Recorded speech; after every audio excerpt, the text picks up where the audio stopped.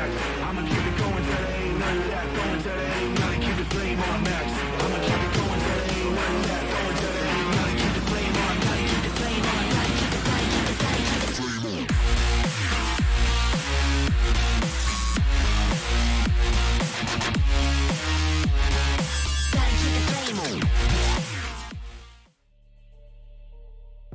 Ladies and gentlemen, welcome to the UK for round 5 of the ATK Pro Series. My name is Ernest Page and we are visiting Donington Park today, one of my personal favorite circuits and something I'm really looking forward to seeing play out today as these drivers head into the last 2 rounds of this intense championship that has been unfolding into quite the spectacle. Of course, today would not be possible without Mercedes-Benz that is powering the ATK Pro Series, and of course ATK down in Claremont. We've also got Motorsport South Africa involved.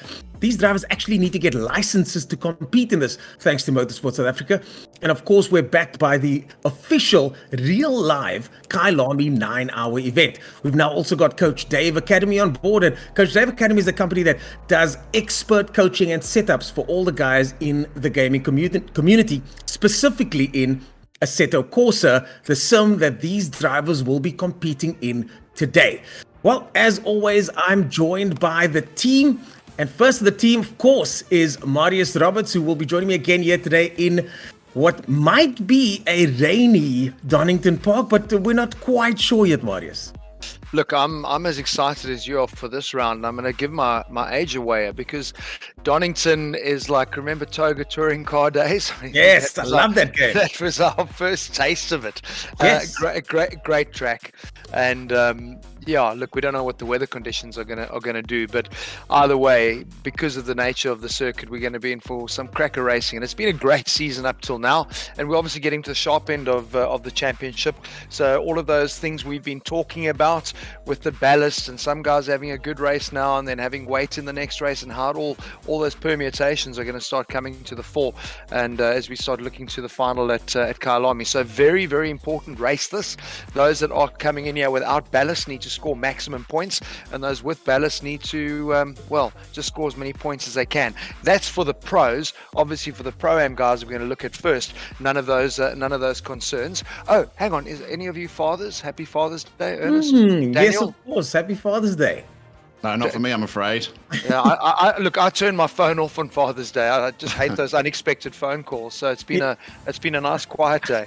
Unexpected phone calls, love it. Yeah, no unexpected phone call today. And like you were saying earlier on, Marius, Tiffany Dell was the commentator on Toka Touring Car Racing, one of my personal favorite games growing up. And someone that kind of sounds a little bit like him, maybe it's just the accent, Daniel Haynes, join us as well today. Daniel, as Marius said, happy not a Father's Day. How are you doing, I think? Yeah, brilliant. Yeah, I think it's just the British accent, isn't it? I'm the token Brit, and this is my only chance to get back to my motherland at the moment because I can't get there any other way. So I've been looking forward to going back to Donington immensely. It's a weekend of motorsport. We've had so much already. We've had DTMs with the South African winner. We've had Brad Binder in MotoGP getting 4th. We've had a fantastic F1 race, and now we've got some good GT3 racing to look forward to at Donington. So I'm stoked for it. Geez, well, and we had Zandvoort. You spoke of Coach Dave earlier. Got a good 8th overall in the GT European Championship. So, yeah, there's just been so many flipping things going on at the same time. So phone and television and everything that can stream has been streaming at the moment. Yeah, now it's been a jam-packed motorsport weekend, and I think today is going to be jam-packed too. As we were talking about earlier on, the circuit is one of the most iconic circuits in the world. Marius, I mean, you're our circuit guide. What are your thoughts on this topsy-turvy, winding up and downhill, typical quintessential British circuit, Donington? No, listen, I think Daniel's going to sell it a hell of a lot better than I ever will. But what I always love, and we've seen it at most of the circuits we've gone to now, they've been the old school layouts. They've been circuits that were designed around the lay of the land. And that for me is what makes them so good. We saw F1 today at Paul Ricard, and again, they're those things where the track limits, well, what are they? Well, track limits are real when you go to places like Donington. Donington because, put a wheel off the line and you're on the grass and you compromised. And the guys are always aware of that when they're pushing tenths to remain on track, because if you slightly run wide, you're going to get punished. But it's just a beautiful circuit where you've got fast flowing, real committed corners where setup of the car and patience on the throttle are crucial. And then you've also got your hairpins, which are always great opportunities to get good drive out of the corner or to have a dive under braking. And that for me is the key to any good racetrack.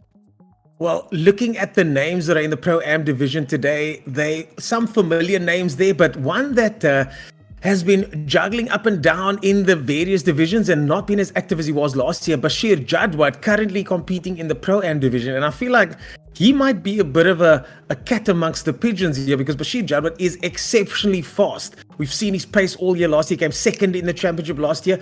And Daniel, have you had an experience racing with or against Bash? Oh, I've raced against him for years. Yeah, he's flipping awesome. If he doesn't rip this Pro-Am race, I'll be massively surprised. Other one I'm looking down the list is Marcus Stain, is also a very quick guy that is probably not Pro-Am. He's probably in the Pro division as well. But Bash, countless times been thrashed by Bash. So I'm sure he'll be showing everyone else how it's done. That might be his new slogan. Bash by Bash. Bash the Thrasher. But listen, look, I think it's been funny because obviously the way the series works, I love, is that your position in pros isn't guaranteed. You've got to arrive on a race weekend and put the times down. But there are a lot of people that just have been in and out a little bit. So we talk about people like Jason Gray. I saw him there. William Wentworth. These are guys that we saw a lot of last year. And Noah Hendricks, another example. These are all guys that you're kind of bubbling to the top of Pro-Am, made it through to pros every now and then. So if the guys pitch up for the Pro-Am race, because I know we're racing later to accommodate Father's Day and all the motorsport, we should be in for a cracker Pro-Am race. I just hope we don't end up with 6 cars on track. Now, I think we're going to have quite a few cars. I'm looking at the server list at the moment on my little cheat gaming software setup I've got going here. We've got about 13 guys in the lobby so far. I'm sure more will join. And at the moment, it's just practice as we look at the championship standings there. JC Grobler right on the top of the championship standings. Didn't think I'd see that. I spoke to Jordan Sherritt, our second place man, earlier on. And he's basically strategizing for the next 2 rounds. The guys have to factor in how much ballast am I going to get. So Jordan Sherritt is looking at this championship going, you know what, I can win this. Let's see what he does in today's race. He did mention to me on the record that he's got some pace. So let's see how he does. And of course, Jason Abschmeyer also, I spoke to him as well. He's not giving away much, but saying that there are 2 rounds left. They are going to have to play these rounds as if they are part of a single. Obviously, they are part of the single championship, but it's not just a round for round competition we're looking at now. These guys are looking at the overall picture and going to attack both of these rounds as a package to get that championship title. It's a very good point you raised there. If anybody's joining the stream for the first time, they might see some weird things going on in the pro race where guys kind of not wanting to win. We actually saw it at Barcelona. We mentioned it a few weeks back when we were watching Moto 3. Where nobody wanted to lead onto the last lap. It's the same thing here, because trust me, the guys have gone and done weight simulations around Kyalami. And this is what they're thinking now. Where do I want to finish now to give myself the best chance to get the best result I can when we get into the final run? Because that is what it's coming down to. So really been quite clever bringing in the success palace, because it has changed the strategy. I know we've chatted with Daniel about, maybe we went too heavy with it, but listen, either way, it's worked. And that is why we're sitting here now with a whole bunch of drivers super, super close. Anyone can win it. And a lot of strategy going to be at play today. Well, I'm looking at... Sorry. No, please go ahead. I was just thinking we've got a bit of a double whammy going on as well, because we've not just got the ballast, which is so critical. So we've got like JC Grobler's dropped out of the pro race today, and he was carrying 60 kgs, but he's using it as his drop round. So you've got obviously that one drop round as well in a season, and he strategically used it. Well, I've got ballast, I want to take a drop, I'll make it a double whammy, and I start the next round without any ballast. So it really is until you get to that last race, those point standings will change dramatically, because you suddenly drop out your worst round and you can jump right up or down the leaderboard as it would happen. So Yeah, a lot of playing going on, and we saw it with the car changes as well. Quite a few people jump into the Porsche, which is unusual because it's only these two circuits that the Porsche is particularly quick at. So that was anyone that jumped to the Porsche had that in mind. Yeah. I've spoken to a couple of drivers that have jumped into the Porsche, and all of them are saying today is the day where they're going to find out how good this Porsche actually is. I mean, Wez's one of those guys as well.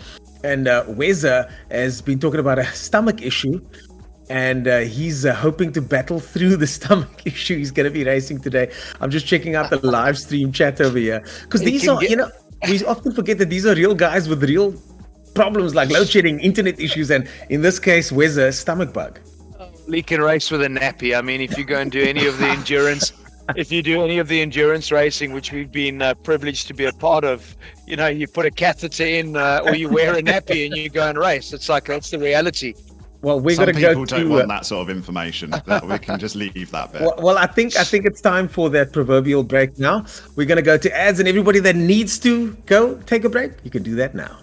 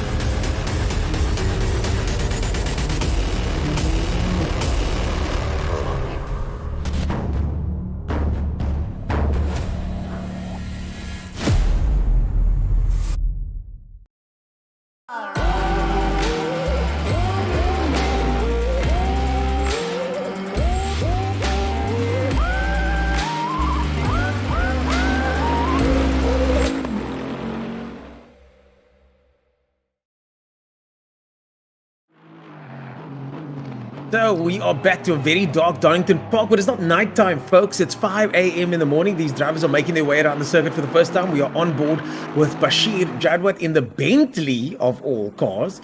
And Bash over there is navigating a very dark Donington Park. I tell you what, the first time I actually visited ATK, the lap time that I was trying to beat was Bash's lap time around this very circuit. And I could not understand how this guy got this car so fast around this track. He is exceptionally fast, and I think certainly the person to watch today, if what Daniel was saying is anything to go by. Bash making his way through the Craner curves now. And what a circuit this is, Marius. You were saying earlier on, this is that Toka touring car racing memories coming back and flooding back. But this is so much more realistic than that game that we enjoyed back then. So it'd be interesting to see if these guys are able to keep it on the circuit. Bashir Jadwat currently in view. Yeah, listen, I think it's one of those circuits where, especially like we saw there heading down through the Craner curves, you watch the old touring car days, Rickard Rydell and the gang. I mean, they would be side by side, and one little nudge, you'd go onto the grass, and usually it's a bit wet on the outfield, and you'd find yourself 3 corners later getting the car back on track, because it is just that sort of layout. I think this is quite interesting. I mean, we see this with SRO when they were still racing at Bathurst.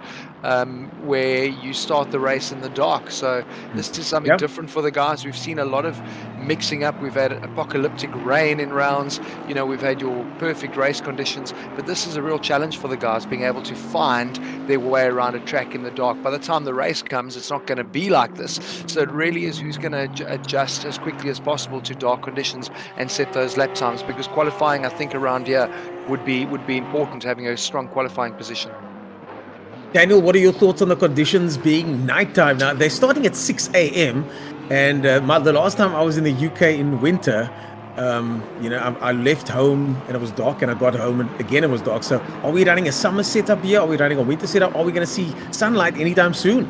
Yeah, I think we're actually 5 a.m. for qualifying, so I think by the race start will be 6, should be light. Yes. It's the longest day tomorrow in the UK, so yeah, if you've only been to the UK in the winter, I highly suggest you go back. It's not bad. I was there in the summer. I was there in the summer, and it was great to play cricket at 10:30 at night. But other than that, the winter was that's too cold, man. It's too yeah. cold. But Here, do Donington we up in the Midlands, it should be pretty good. On the 20th of June, it should be pretty good. But it's very windy there. Donington, my word, is it windy? They've got an airport just on the opposite, East Midlands Airport. It's just on the other side of the fence from McLean's corner 7. And it's on the top of a hill. It's a bit of has its own little microclimate. So maybe we'll get some weather later. There is an outside chance of rain in the server settings, so we'll never know. I suppose we'll just see how it comes. Well, we can see stars, so that's always a good indication that we've got some clear weather conditions. But like you said, things can change quite quickly. I really do hope that this is set up as British summer, because it could be a nasty surprise. I mean, look at that. That's actually a really cool view. You're really amazing, the stars. I mean, I feel like I'm in Sutherland in the Northern Cape like that. Wow, Yeah. that is really cool view. Someone's gone off there as this is Stain, and you were saying earlier on, Stain is one of the drivers to watch out for as he now goes through, just comes through Coppice there, looks like it, yes, and now making his way into the S's over here. I love this corner. You got to go all the way to the right, cut across, and then try not to get a penalty as you go over those bumps there. Some of the cars will be able to absorb those bumps quite easily, some of them might not. And now into the Melbourne hairpin here, one of 2 hairpins just before the finish line. And such a fantastic circuit, and so easy to make mistakes here, Marius. It's one of those circuits that it's very easy, especially up this hill over here coming into Goddard's. You can't really see where the corner is. You make one teeny mistake and you lose half a second just before the finish line. But that's what we mentioned earlier. You've got 2 hairpins here, so immediately you've got opportunity both sides. You know, you've got a chance under braking.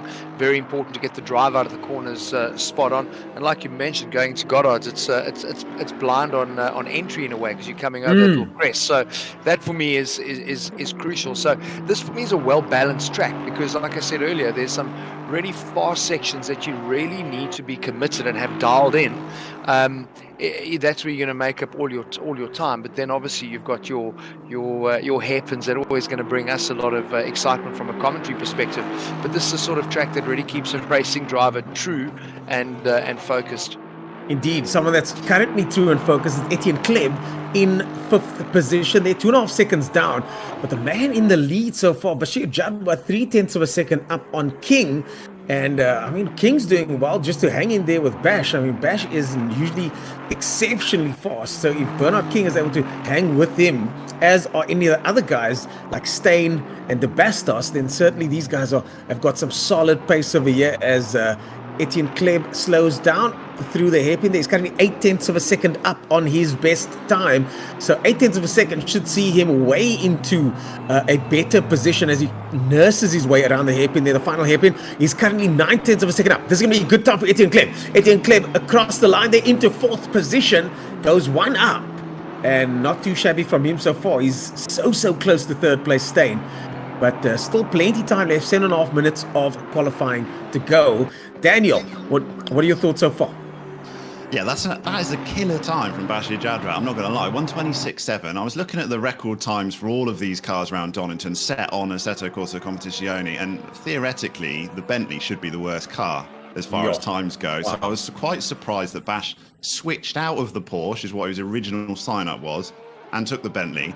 I did a few laps earlier this morning in the Porsche and the Bentley. I must say that the Bentley is so planted, so easy to drive. And a lot of the cars here, that when you look at the lap times, they are very well suited, very close. The Porsche theoretically is the quickest, and the Bentley is theoretically the slowest. But I set my personal fastest lap in the Bentley. But I have to admit, I was just over a second slower than Bash, so I wouldn't be doing too good in this race. But it's a good point you raised there, though, Daniel, because I mean, like everyone's talking about why they made the move to Porsche, knowing Kyalami is a really strong track for the Porsche, and apparently Donington as well. So it is bizarre that he's kind of made that switch around at that point. But I mean, we've mentioned it a few times in terms of clattering into curbs. Bentley's obviously a very stable car. Not too much of that you need to do around Donington, obviously just at the S's. But I also just wonder, I mean, you guys have spent enough time in Assetto Corsa. There's probably going to be some hectic policing of track limits. that you can easily get your track invalidated in qualifying just by cutting those S's. So easy. I was doing hot lapping, and you can get every second lap with invalidated if you're really pushing. So Yes. a little bit like that. But you've got enough time here to set a banker, and then you start going a little bit stupid. As in, you'll cut those as much as you possibly can and try and get away with it, because there's so much time to be had through there. Well, that's what was frustrating me the first time I went around the circuit at ATK in the old game. But it's very easy, as you say. Oh, collision there between Etienne Kleb and one of the other Aston Martins over there. Well, that could have been King. And luckily it's only qualifying, so they'll just have to reset. But it's one of those circuits that really does punish any sort of infringements, cutting corners, running wide, touching dirt. So the drivers, as you say, Marius, there are real consequences to going off the circuit, but also time consequences if you decide to cut any of these corners. Well, look, I mean, that's a cool thing, I think, for the game itself. It doesn't have to police things like that, because if you run wide, you're on the grass. So there's no cutting of corner except the S's. I'm just puzzled about how those two cars fell over each other. I mean, dude, you've got bright lights lighting up your car. It's like bizarre. So someone was really having a sleep. Maybe that 5 o'clock start was getting to them. It's dozing off going into the break point. But like you said, luckily it was only in qualifying, and they both have put some good lap times down. But yeah, crack a lap time by Bash. Nice to see him running again, and I hope we're going to get to see him in pros in Kyalami, because it's a name that I've missed this season. He gave us some great racing last year. Yeah, fantastic driver, fantastic racing. Currently 0.2 of a second up, going into the second to last hairpin over here. And a tricky corner there. He's lost some time, but it's one of those corners where he sacrificed a little going in and now manages to get a little bit of speed up the hill. But I do think he's still currently faster, but not by much though. He's got that first place cemented though, that's for sure. Oh no, all of a sudden Bash up 0.3 of a second, 126.520. Wow. That's as fast as you can go in a Bentley round here, I'm telling you now. That really is a world-class time. Oh, Hampson goes into third place, guys. Sorry to interrupt you there, but Wesley Hampson has popped into third position. One of the better results in qualifying for him in any division. He was just saying now that he's in the Porsche, really getting the hang of the Porsche. I mean, he was the guy that was flying the Lexus flag, yes, for a while, and now hopping over into the Porsche. So well done to him for making third position so far. As we go on board with Otto on his way across the line, is he going to better that 7th position start so far? Nope, no he doesn't. Stays in 7th place, does Otto, but I think there's still a little bit more shuffling about to take place with 3 minutes to go. One thing just to look out for next time a car goes past it, this has got the world's most dangerous pit exit. So you'll notice that actually the racing line into turn 1 is actually to go into the pit exit. So it's something every time I've raced here, you get someone coming out of the pits and you're coming down there as well, or the other way around. And I'm just wary of an instant report tomorrow involving Donington pit exit, because it's almost destined. Yeah. You watch everybody. It's actually quite similar in the old days, even more so at Kyalami, where you went into that first little kink because it was followed by a very tight left-hander. Everyone did move across and use the pit exit. Obviously not a case now with the new Kyalami layout, but it does remind me of that. But I mean, this is a crucial first turn scenario where everyone's merging. So it is something for the guys to be aware of. And obviously, maybe if they're running in simulation, they're not running in full race mode. So you're not going to have guys filtering out of the pit. So it's a really good pickup there, Daniel. I'm sure there might be something for us to be discussing tomorrow night. Oh yes, I love me some drama, so let's hope, and let's see if there's going to be drama today. I think there certainly will be. This is one of those elements that gets added to on top of everything that goes on a day's racing. We've got the Bastos now. He's definitely going to be jumping up into 5th place for half a second. Up there goes the Bastos, but a man to himself now. Bashir Judd, 7/10, almost 8/10 of a second up. He's got everything to play for here, all alone. All alone on track is Bashir Judd, and I think he might just be all alone in front of the pack as well. As you go on board inside the Bentley Motorsport car here, Bash on the right-hand side of the car, a bit unusual for some of these race cars. Most of them are left-hand drive, so Bash opting for a right-hand drive car there, and doing well so far with his return to the ATK Pro Series. I think it's only the Bentley that's right-hand drive, which is probably another reason why I like it so much. Yeah, but, it's definitely one to get used to. It freaks you out when you've been in the other cars and you suddenly flick over and you get not so familiar with that right-hand side for some reason. But I think we're gonna have to get Marius in a sim at ATK at some point, aren't we? Get VR headset on him. Let's get him round in ACC and see how he fares. I reckon you'll love it. Have you had a go before, Marius? No, when I actually went down, I'm trying to think when that was it the beginning of the year? Or I popped in there and we did a couple of laps. Can't remember what circuit it was. Maybe it was Kyalami. But yeah, I mean, we try to get a setup here going at home. I was trying to pull up my old racing seat from 2012. I don't know, I'm joking, probably 2005. And we were trying to get things set up for last year, because it's crucial to actually have a bit of knowledge of how a Assetto Corsa works as well, because like especially the race proximity, how close you can go door to door with other drivers, just so I've got an understanding of it. But that never quite panned out. But it would be good to actually spend a bit of time in it. For me, my experience has always been PlayStation based, so that's where we've always done the Gran Turismo side of things. But this is on a very different level, and it's actually quite nice when we sit and commentate on GT Sport like we do tomorrow night. That just feels a lot more comfortable for me, and there's some pros to that, but there's obviously a lot of pros to Assetto Corsa too. But I'm always very passionate about PlayStation, because I think it's kind of where... We've got to get a VR headset on you, and we'll I've never done that. VR. That's nuts. I mean, that really is where it's at for me. And I know Bashir Jadwat, he's been in VR for about 3 years. He only races in VR. Yeah, there's nothing like it. There's nothing like brilliant. it. It's insane. It's fantastic. That was my first experience of ACC or Assetto Corsa at ATK with the VR. And I promise you, the feeling, it felt like I was really in a GT3 car. It's so immersive and just incredible. Speaking of GT3 cars, the Porsche GT3 is about to take the last corner here. We've got Wesley Hampson currently in third place. He's looking very good. He might copy the second, maybe not, but he's going to better his time. He does better his time, but just misses out on second position there.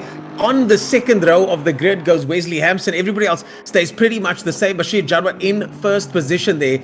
And Bernard King, he's going to be ecstatic with that second place there. I think that's one of the best finishes he's ever had. Some nice new names at the sharp end, as Daniel would say, of the grid. Bernard is going to go faster or thereabouts, but not going to make much difference. We're going to be going to break now, folks. After this, the race will start. We'll see you guys then.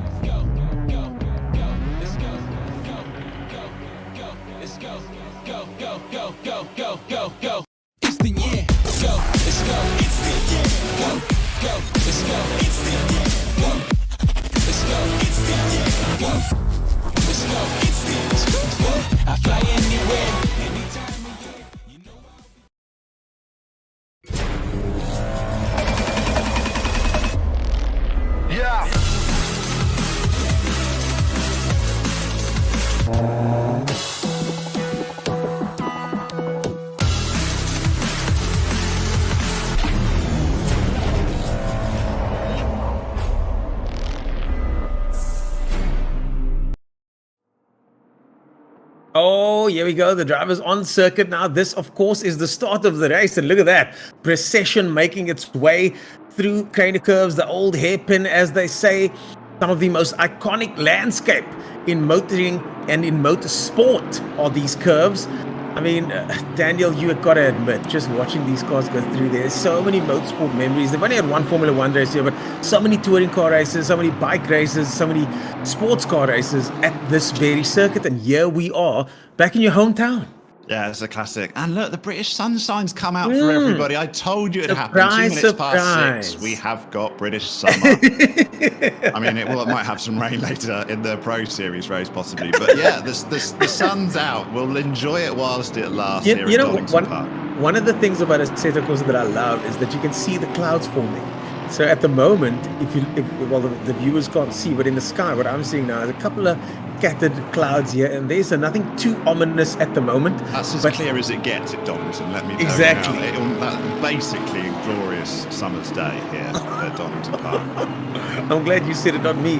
We're on board with Wesley Hampson, proudly flying the Porsche flag in 3rd position. In front of him, Bernard King in 2nd in the Aston Martin. In front of that, Bashir Jadwat making his return in the Bentley. And Bashir, as I said, I've seen him around the circuit. I've done laps with him around the circuit. He is exceptionally fast here. Dare I say, I think this might be one of his favorite circuits. So Bashir Jadwat really is going to be laying down the law here, I suspect. In 4th place, we've got the first of the Mercedes-Benz. That is Noor Hendricks, last year driving the Ferrari, this season driving in the Merc. Now, 2 more hairpins to go, and then we are going racing. And lest we forget, these guys are riding on the long version of Donington Park with this little extra section of here. I prefer this version, Daniel. Oh, definitely. 100%. You need those 2 hairpins because they're all the passing opportunities are there. As soon as you lop them off, then it ruins the circuit for me. Indeed, indeed. Well, we're about to lop off our first lap, hopefully without incident as the guys round the final bend. This is going towards the start-finish line. They are in tow at the moment. Hampson in 3rd position, but Hampson slipped back a little bit there. He's been overtaken by Noor Hendricks, who's supposed to be behind him, so they've fallen out of formation as the lights go green. Off they go. Hampson's now in 4th place. He's going to try and go down the inside. The Mercedes-Benz around the outside there. In 2nd place is King.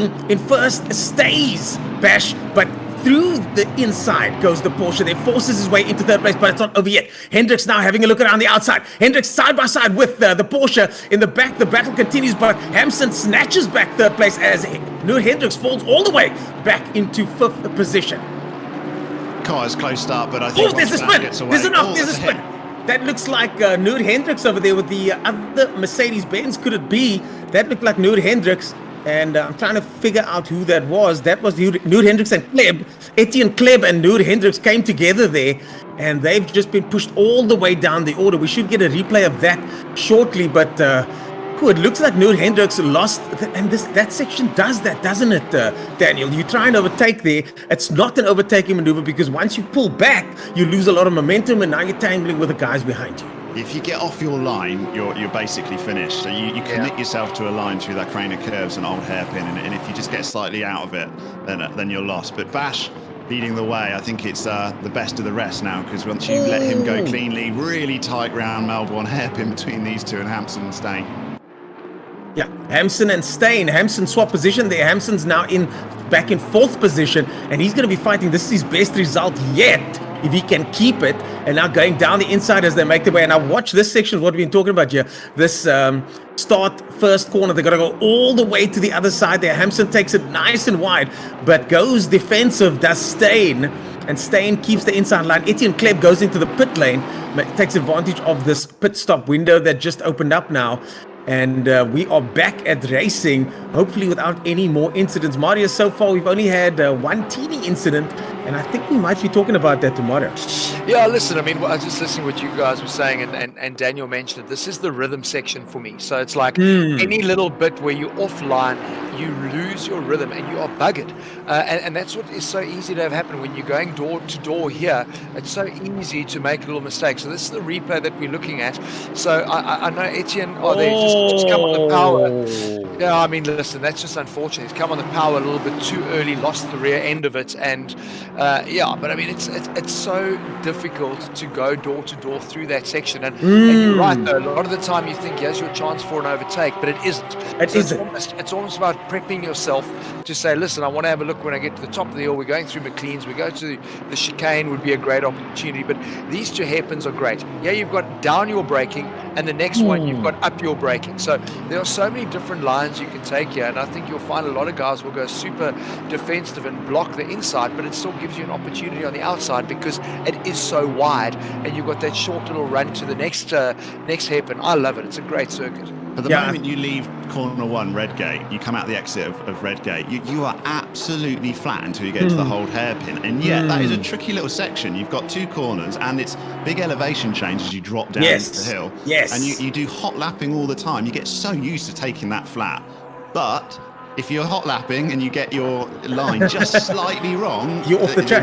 You're off. And You're then you've got another car next to you, and it completely throws you. So it's a trickier section than you realise it is. It is so tricky, and that old hairpin there, it took me days to figure out how to line the car up properly there. Days. I would go back. Way more speed than you think you way can. Way more through speed. there. And I would go back to ATK, and Warren from ATK would kind of just usher me to the sim, and I'd spend 2-3 hours there just lapping Donington, trying to just get faster in sections where I knew there was speed, but I wasn't quite sure how to get it. And this is one of those circuits, like you said, Marius, it's a rhythm circuit, and if you're not in the rhythm, you're not on the pace. Well, that's, I mean, what we were talking about earlier. I mean, and we've seen this in the days of time trials, you know, when the guys go to the track and they think they're legends because they've got the track to themselves, they're setting these perfect times, and then suddenly their time trial becomes a race series, and the guys have absolutely no idea what's going on because suddenly your line is compromised. You no longer have a perfect line because somebody else is there. So it's like, what do I do now? Do I back off because I'm not on my line? So the minute you get into race mode through here, that section for me is just crucial. And I love corners like that where you think, this is it, I'm on the limit. Then you get there, damn, I could have gone in a lot hotter. And it's because visually you don't have much reference. That's what makes it difficult. But that's always grass. That's always what you need to give you an idea. And the risk is always there because if you do go in a little bit too hot, you're going to run off the track on the other side. And that's big problem. So it's really, you've got to have it dialed in. Noor Hendricks paid the ultimate price there. That incident is currently under investigation as we go on board with King in second position. I think he's on his own race over there. Just behind him is Steyn and Hampson, both in Porsches, trying to figure things out. I think in front there, Bashir Jadwat's about to lap someone. So, someone laps themselves there. As no, it's getting a slow down there for sure. But I love it. Rather get the back mark out the way completely than get involved. But I did see that incident, there's no further action because seriously, it was a racing incident. So just came on the power too early, lost the rear end of his AMG Merc, and unfortunately an Aston Martin was in the way and got clattered there. But that is what happens with racing, you know. So I think wrong place, wrong time, eh? I think that's just one of those things. Yeah, I think you mentioned it, and I know Daniel certainly did, and we've been singing the praise of Bash. But you know, have a look, 4 laps in, he's opened up nearly 3 seconds, and we've got some chaos at the back coming on the power too early in the Lambo. I think that is the Bastos in the background. But this is when you realize why he was one of the top runners in the pro division last year. So you're not looking at a guy that's just arrived and everyone's going, wow, how good is he? He deserves to be in pros, but he's paying his dues and he's coming to clock up some points here. Yeah, he's having some fun, I think, is what he's doing. He will be thoroughly enjoying this. He likes to lead from the front. I've seen him do it on countless races, unfortunately with me in some of them. So he is a hard man to catch, he's Bashir. So hard to catch and exceptionally smooth. I mean, I've done some coaching with him last year. I sat in call with him a couple times, and he's exceptionally smooth. Noor Hendricks overtaking one of the Porsches there. That's the Villiers there in the Porsche. Noor Hendricks gets past. And Noor Hendricks has clearly got pace in that Mercedes-Benz. Of course, today powered by Mercedes-Benz. And Noor Hendricks, I'm sure, has got some much pace under the bonnet of that Mercedes-Benz back down the field. But have a look, I mean, that's exactly, he did the same thing there again. You saw him come on the power, and the back of that Merc got very, very loose on the exit of the exact same corner where he clattered into Etienne Klep. So, yeah, there's pace, but we saw that last season with Noor as well, that it's just about that consistency. And I think that for me is what is a real testament to the pro drivers, because it's a 50-minute race, and we can all go and put in that one hot lap. It's taken us 15 laps of screwing up and crashing and running here and running there. Now you've got to put that pace into a race consistently, and I think that is the biggest differentiator for me between the pro-am guys, most of them, and the pro guys, is that ability to lap consistently within that window. And that is the key. Once you get to that point, you can then put in lap after lap, and you're going to get some really strong results. And that's why you see a break here. You don't get this in the pros, where you've got such spaces between the various guys, because everyone is on the pace. Yeah. And I think Noor Hendricks certainly has some growing to do in the series. He's gotten much faster over the last couple of months. I mean, he's now mixing it up with some of the big boys. We saw him do well in the pro division as well. So I think this is one of those learning experiences he can take from this and hopefully gather some information and some learning from this. But it's one of those in the moment mistakes, man, and then you just pay the price. It's unfortunate. And just look at Bash's unusual line through there. He's been doing that line over and over. Very interesting stuff. But that's the thing, and I mean, Daniel, you can chat us through this as well. You look how tricky that entry is into that hairpin, because you don't see it, and what most people do is you actually want to run to the inside to kind of close off that corner.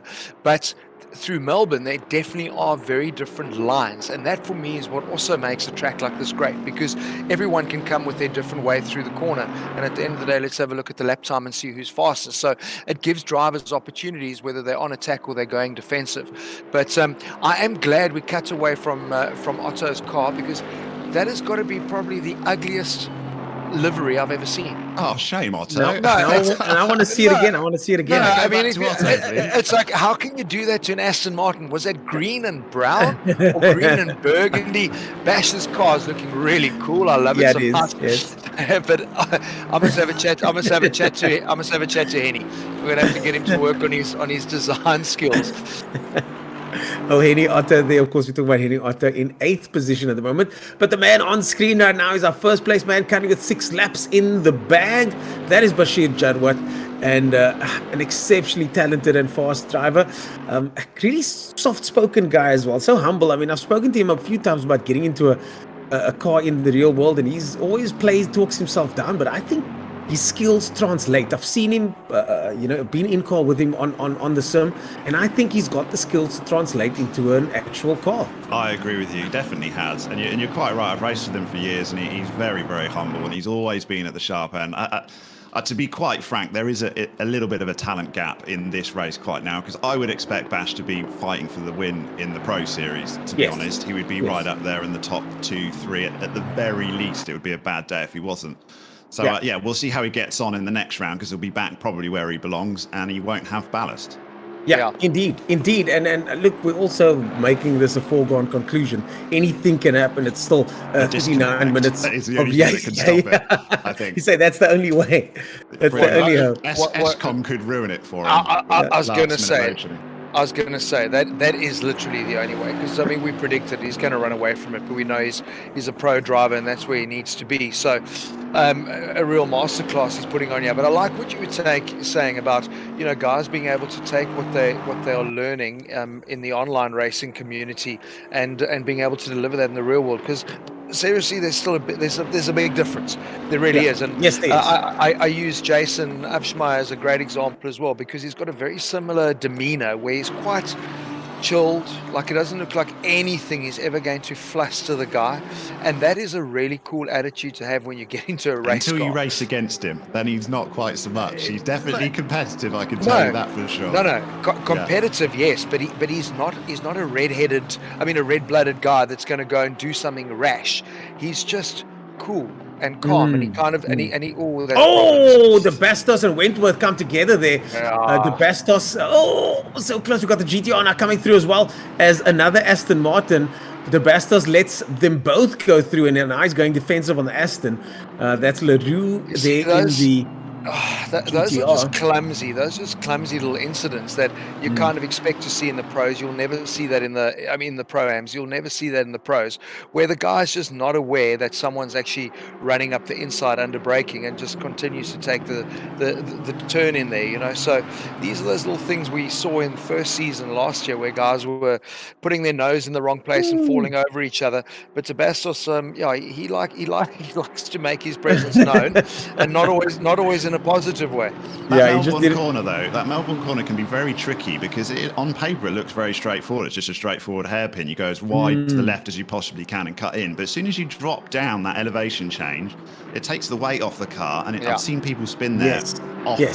Yes. Completely To me, on their own. And you that exit is so difficult. That exit there is so incredibly but difficult. I mean, but he ran into him. I mean, that was exactly what caused you see that all the time as well. Yeah, because I think also because of that down your braking, it's very easy just to miss your brake mark and you run in just a little bit too hot.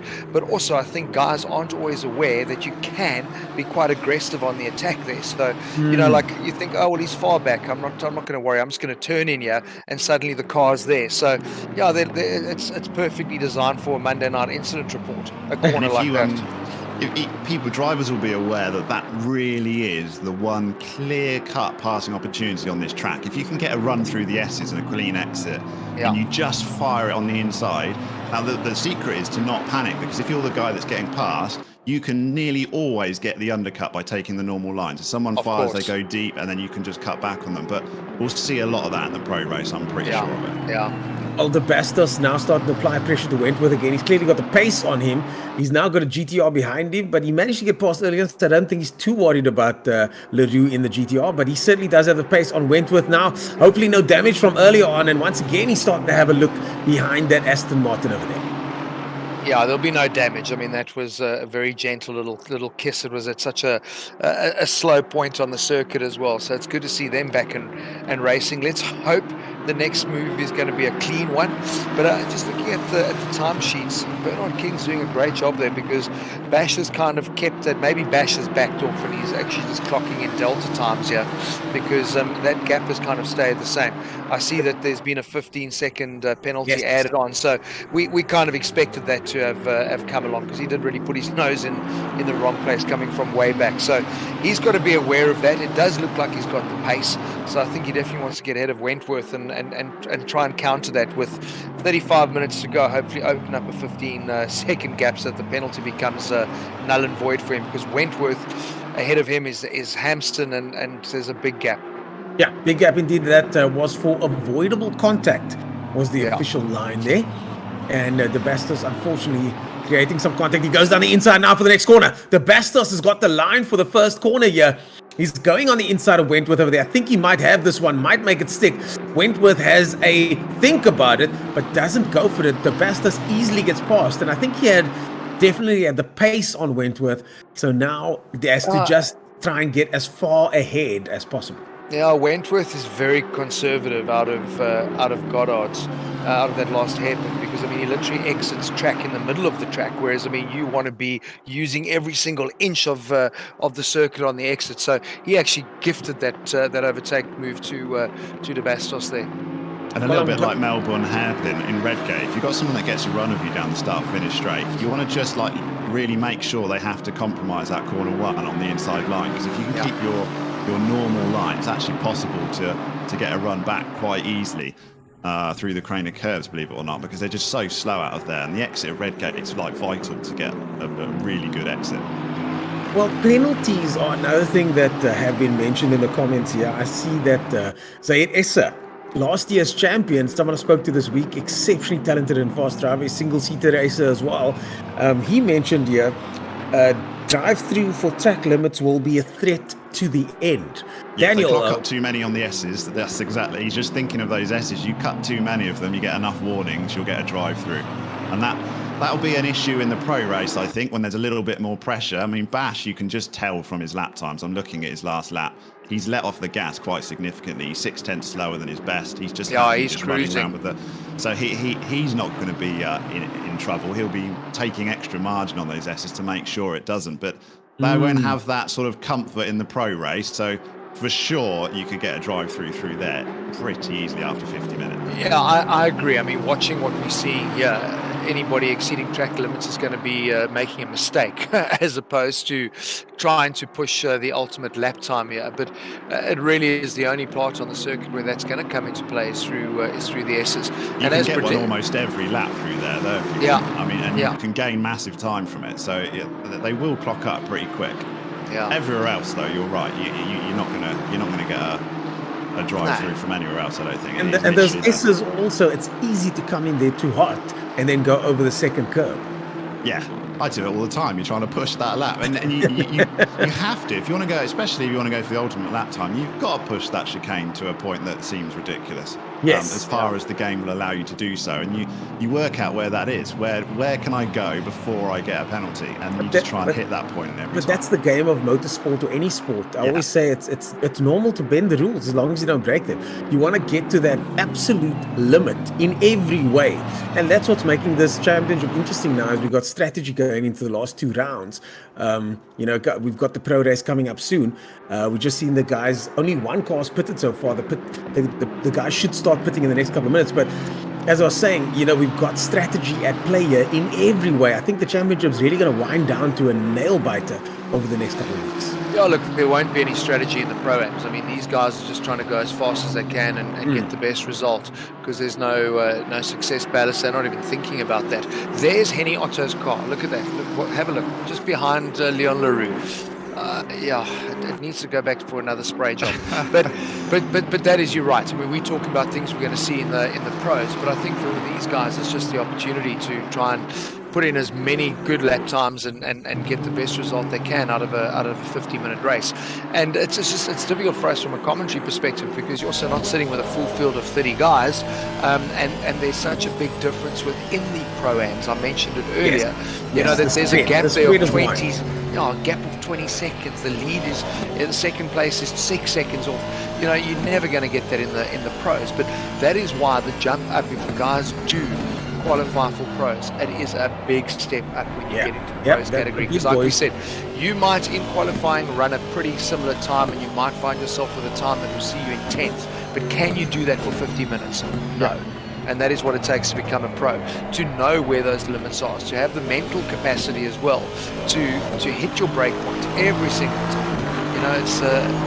Racing's a mental game. It's not easy. It's such a mental game. And even, having spent time on a Assetto Corsa to try and get used to it, it took me months to be able to dial into this game. It's a very difficult sim to dial into, and to be able to get consistent results. So for these guys to be lapping like this, lap after lap after lap, under such close proximity, I mean, just look at this, the battle for 7th, 6th place in the Pro-Am category. These guys are doing lap after lap after lap without many mistakes. So it's a really impressive field all the way down, but certainly there is a skill gap that we're going to see evident as we go into the pros later on. What's quite interesting, something that'll be like, I'd love to go and have a look. He's made a mistake as the Bastos. He's gone off. So remember, he made that move on Wentworth and was looking to open up a nice little gap, and he's gone and made a mistake through that tricky section. It'd be nice to get your guys' feedback and opinion on that, because I've just picked up on some of the online chats. When it comes to something like this, we look at the work that David Perrell does with Coach Dave Academy in terms of helping guys with the setup. Setup is such a massive part of Assetto Corsa, and it's like, if you don't have the right setup, it's the difference between flipping being on pace and being nowhere. And you look at guys saying, if it comes down to a championship, do we go with fixed setup? So everyone's running with the same setup. And I kind of love that, because you have a look at the close racing you get when you have a look at GT Sport, because everyone's obviously running with the same setup, so it's super close. But for the pros, they're going to say no. In the real world, that is what we're all striving for, is to find that little tweak in our setup that's going to give us the advantage. But it's an interesting debate that I'd love to get your guys' opinion on. I think please go ahead. I did a lot of sim racing in Assetto Corsa, the original one, in a league here in South Africa, and I think the setup definitely gets from some drivers a little bit more in their mind. Oh, he won because of setup. You get guys coming to you going, "Oh, please, can I have your setup?" They're like a Division 2 driver, and you're in the top division.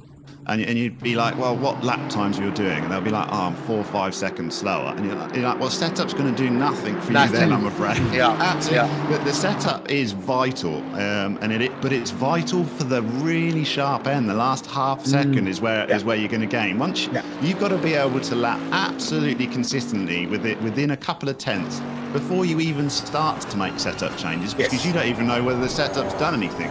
Exactly. So there's a huge amount of skill required And it's not just, oh, I've got a pro setup. I bought one from Dave Academy. Not saying don't buy one from Dave Academy. It's very useful. But you're not going to install the setup and immediately be 3 seconds quicker. No. It just doesn't work that way. I certainly figured that out the hard way. And like I said, it took me a while to get consistent laps, to get consistent times. And then spending time with someone like Jason Webb, who is very good at doing setups. We started finding some extra time for him and me. But like you say, it's not the be-all and end-all, but it is very important if you want to be competitive and if you want to win, as we see Bashir Jadwa going very hard over those curbs over there. And it's also how you drive as well. So I had a teammate, I did a GP series with a teammate, and we'd help each other out with setups, and we'd often, nearly always, end up going into the race with completely different setups each. Because one suited me and it just simply didn't suit the other driver, and he found his lap time in a different way than I did. So it's you can't just poach Bashir Jadwa. In fact, I've used some of Bashir's setups. I don't like it either. I don't like them. So I know for a fact that I can't drive with his setups. I'd always want to do it myself. But Bash, for example, is very smooth, so his setup doesn't work for someone unless they are exceptionally smooth. Yeah, it's what you want in a car as well, whether you like the back end to be a little bit more twitchy come out, or whether you want to wash understeer. And also, once you've lapped a certain amount of times, you're looking for a certain characteristic on a corner that you might be struggling with. So here, for example, Donington, old hairpin for me, I'd be wanting a setup where I could take as much speed through there as possible. And I'm prepared to compromise a few other corners to make that happen.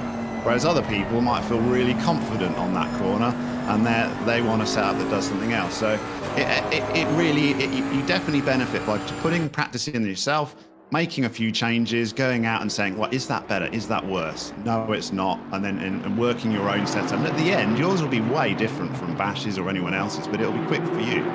But this is a very good discussion point, because I mean that's exactly what makes your endurance racing so different, because you have 3 drivers that have to find a setup that works for them within that car. Yeah, so totally.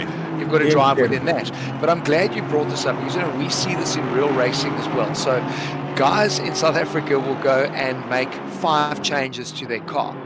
I'm like, well, how do you know what's worked or what hasn't? Because you've gone and made this raft of changes, and a lot of the time, the change is you need to become a better driver.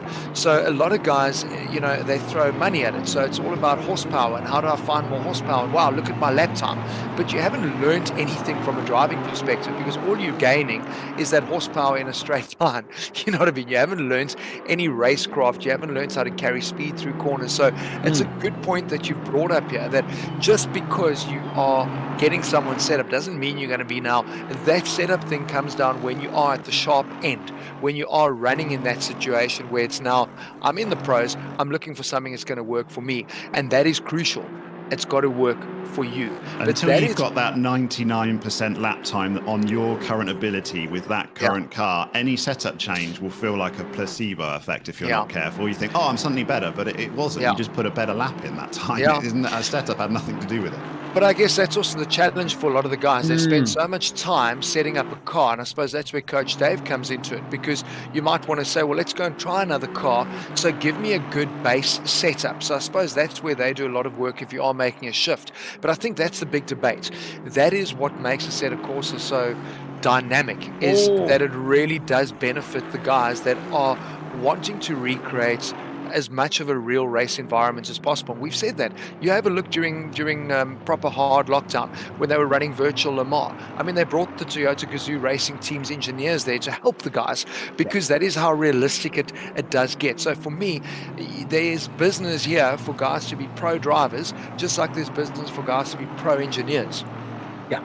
Leon Leroux gets a drive-through penalty there. I think his engineers are watching him drive through the pit lane as we speak. We see him coming out. The pit lane, is it? Or possibly a corner cone. Maybe pit lane stealing. It might be, I don't know. I haven't seen if he's done the fact that he's coming out the pit lanes and he got a drive-through. Yeah, he just got a drive-through. So Leon Leroux's the big loser there.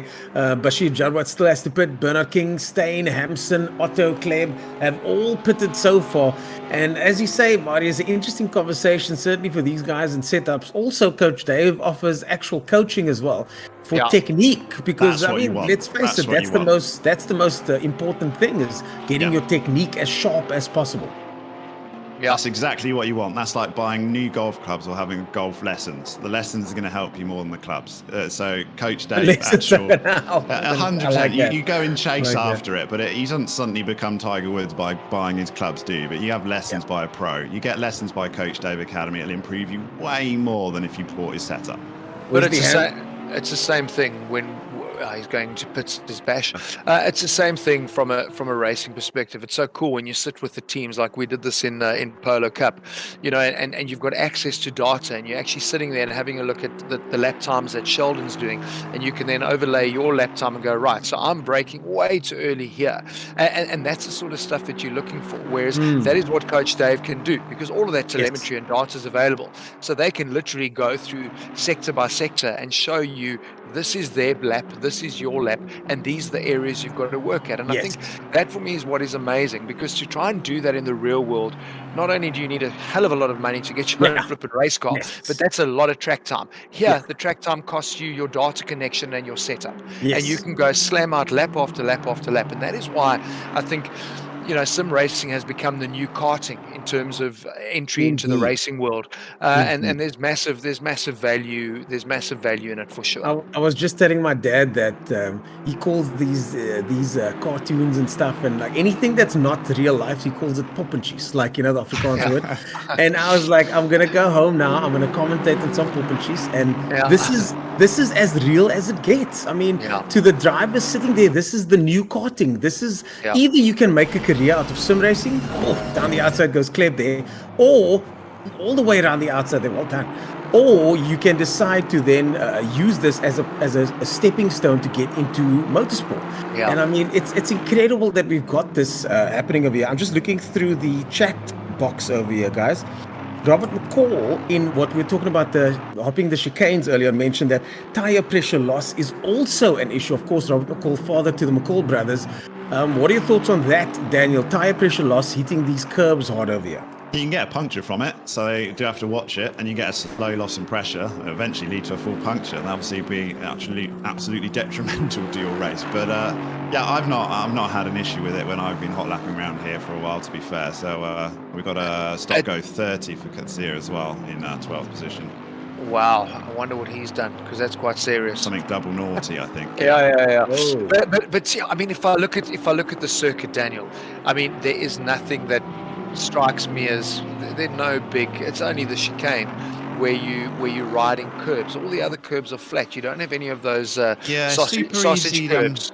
The old hairpin curb on the inside, if you cut too much or then drift out onto the grass. McLean's also is easy to cut too much on the inside and then run out onto the grass. So they're probably the other two that you have to watch out for. The rest, if you go wide, you've got problems that are bigger than that, to be honest. Yeah, exactly. We've also got We Are DSG in the comments saying hello, and we've got 37 people watching at the moment, guys, and he says that if you are watching, you should probably like the stream. It helps get the word out there so more people can join us on the stream as we join Bernard King in second position, 3 seconds back from Bashir Jadwat, only 3 seconds back. Bashir I think he's tootling around a little bit, isn't he? No, but remember that he's obviously just gone and done his pit stop. So, but I think he has. He's in my mind, and Daniel picked up on it as well, he was way off what his fastest lap time is. I think he's gone and set a lap delta, which is what a lot of guys do, and he just knows, I want to clock that lap time, and I feel comfortable with that. I'm not going to put myself at risk to cut corners. I'm not going to get myself into problems. And, sorry, excuse me, I see Bernard's pulled it down to just under 3 seconds, but I can guarantee you, Bash will go, okay, let me dial it up again, and he'll start clocking in some fast laps now with these fresh rubber. So that, for me, I don't think we need to worry about it too much. But great to see Bernard King, the bit between his teeth, because now you can see Bash. There he is, and that always helps. It almost helps, like you've got a toe, get your mind in the game, and I think suddenly you've got somebody that's got a target on their back, and you start finding the extra tenth. So maybe he that's just set his fastest lap of the race as well, did King. 126.832, his fast lap of the race. So he really is going to be inspired by the fact that he can at least see Bash not too far ahead of him. But I think Bash has got talent to spare, to be honest.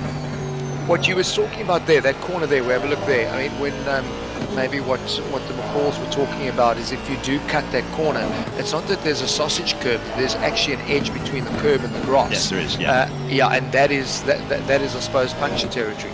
And you see the two little sort of bollards that stand up, which if you go back to the old hairpin, it's already in the middle of the circuit, because basically lap 1, that gets taken out. And also McLean's, it gets taken out as well. There's a thing is with the Assetto Corsa, the competizione version is, you caught me out when I first started going for it. You use stuff like signage and bollards as braking points sometimes. Yes. And they're gone. Coming from AC, I was like, I always brake on the second board. And then the third flipping lap, someone would take that board out. I It completely hate when that screws you happens. over. I hate when that happens, and I always wonder how these drivers are able to find their brake markers if they're not there. So you don't pick boards. You do not pick boards in ACC. You pick something else. You pick the edge of a curb, or you pick a tree, or you pick a bit of wall, or you have something else that is not going to move, basically. Well, that's what's interesting. I mean, like with Kyalami 9 Hour, that's what I always do. I go on the track walk with the teams, and we put them on camera and ask them what are they looking for. Why bother, especially to walk around Kyalami. They don't realize just how there's big problems there. Oh my goodness, big contact there. It looks like it.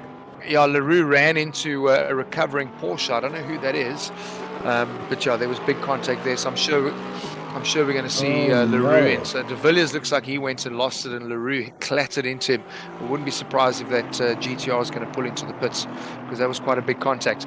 But just to go back to what I was saying about chatting with the drivers, and it's things that you don't even realize. I mean, they go and look at the curb, and they look, well, what type of paint has been put down on the curb? Because a lot of the paint now is predicted into the pits. A lot of the paint they use now is like a non-slip. So can I take curb if the track is wet or not? And they are exactly looking for those areas. If I push a limit here and I run a little bit wide, is there a cut point on that curb that I've got to watch out, because I could end up slicing a tire? And definitely looking for brake markers, things that are not movable. At Kyalami, when you arrive up at the top of the hill, there's always that little tower that the guys aim for, that tree. I mean, if somebody cuts that tree down, there's big problems, because nobody's going to know the line. That's a problem. But it's stuff like that. So I suppose that is a lot easier done for the guys, because they can visually walk the track. You can't do that in a Assetto Corsa. You have to pick several brake markers as well. I did the 24 hours of Le Mans, and you've got you've got different brake markers at night as you have during the day, because of what you can see. And also for me, on the Le Mans, I had a few brake markers that were actually markings on the tarmac. And by the end of the race, all of those are covered in rubber, so you couldn't see them. So it's massively and it's amazing how something as small as that can affect your contact. See big contact there in the replay. Yeah, that was De Villiers had a bit of a moment going off the circuit there, tried to rejoin and then got clattered there. Unfortunately gets clattered there, and I wonder what's going to happen with that. I mean, that's not really an incident. My opinion there, Leon LaRue had all the time in the world to see what was going on there.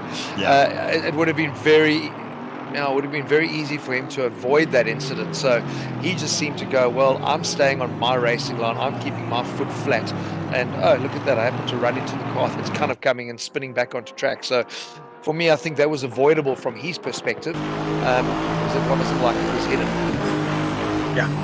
It was very sighted that we saw the dust there, but he decided to stay online anyways. I'm interested to see what the stewards say.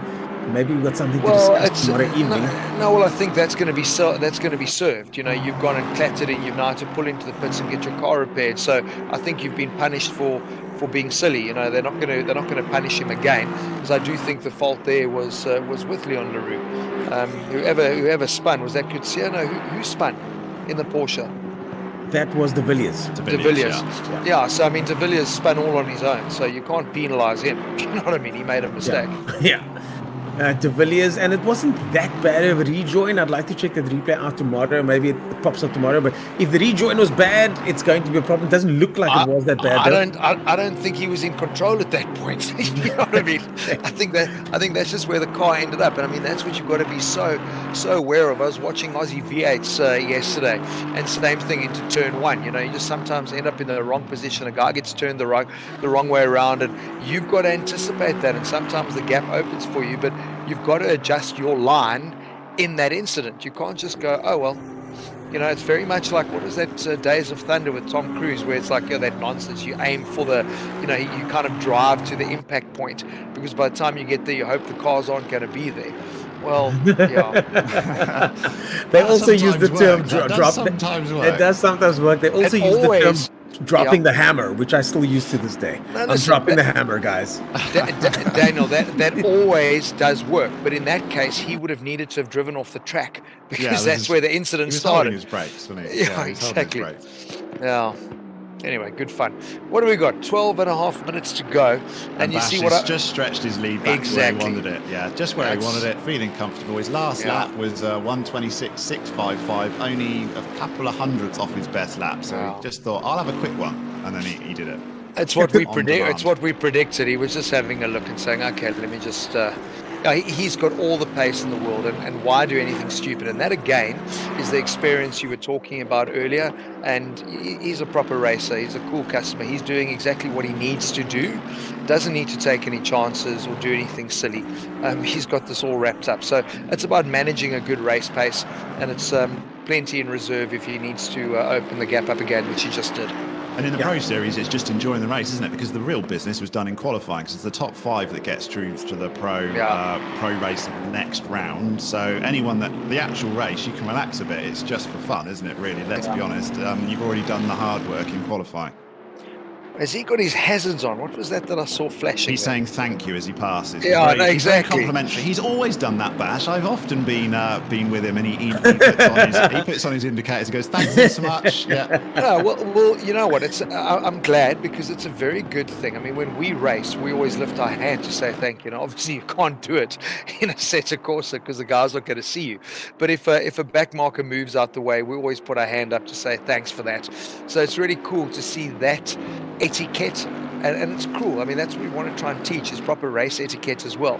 So that's great that Bash actually does that. That is such a Bash thing to do, though, isn't it? Totally. He's always done it, and he's always helped other drivers. He's never been one to be behind you flashing his lights. Yeah, it's very polite, is Bash. Ghost works there. You can see the name flying clearly through first position. Does Bash go? 10 minutes of racing left. All pit stops completed for the top 12 guys, except for Jonathan Bent, who's still sitting in the pit lane. And thankfully so, in the pace car, we haven't had to use him yet so far today. But all the drivers so far having completed their pit lane, so pit stop. So this is more than likely the way things are going to remain for the rest of the race, bar a couple of changes here and there. But I think the top 3 certainly cemented so far.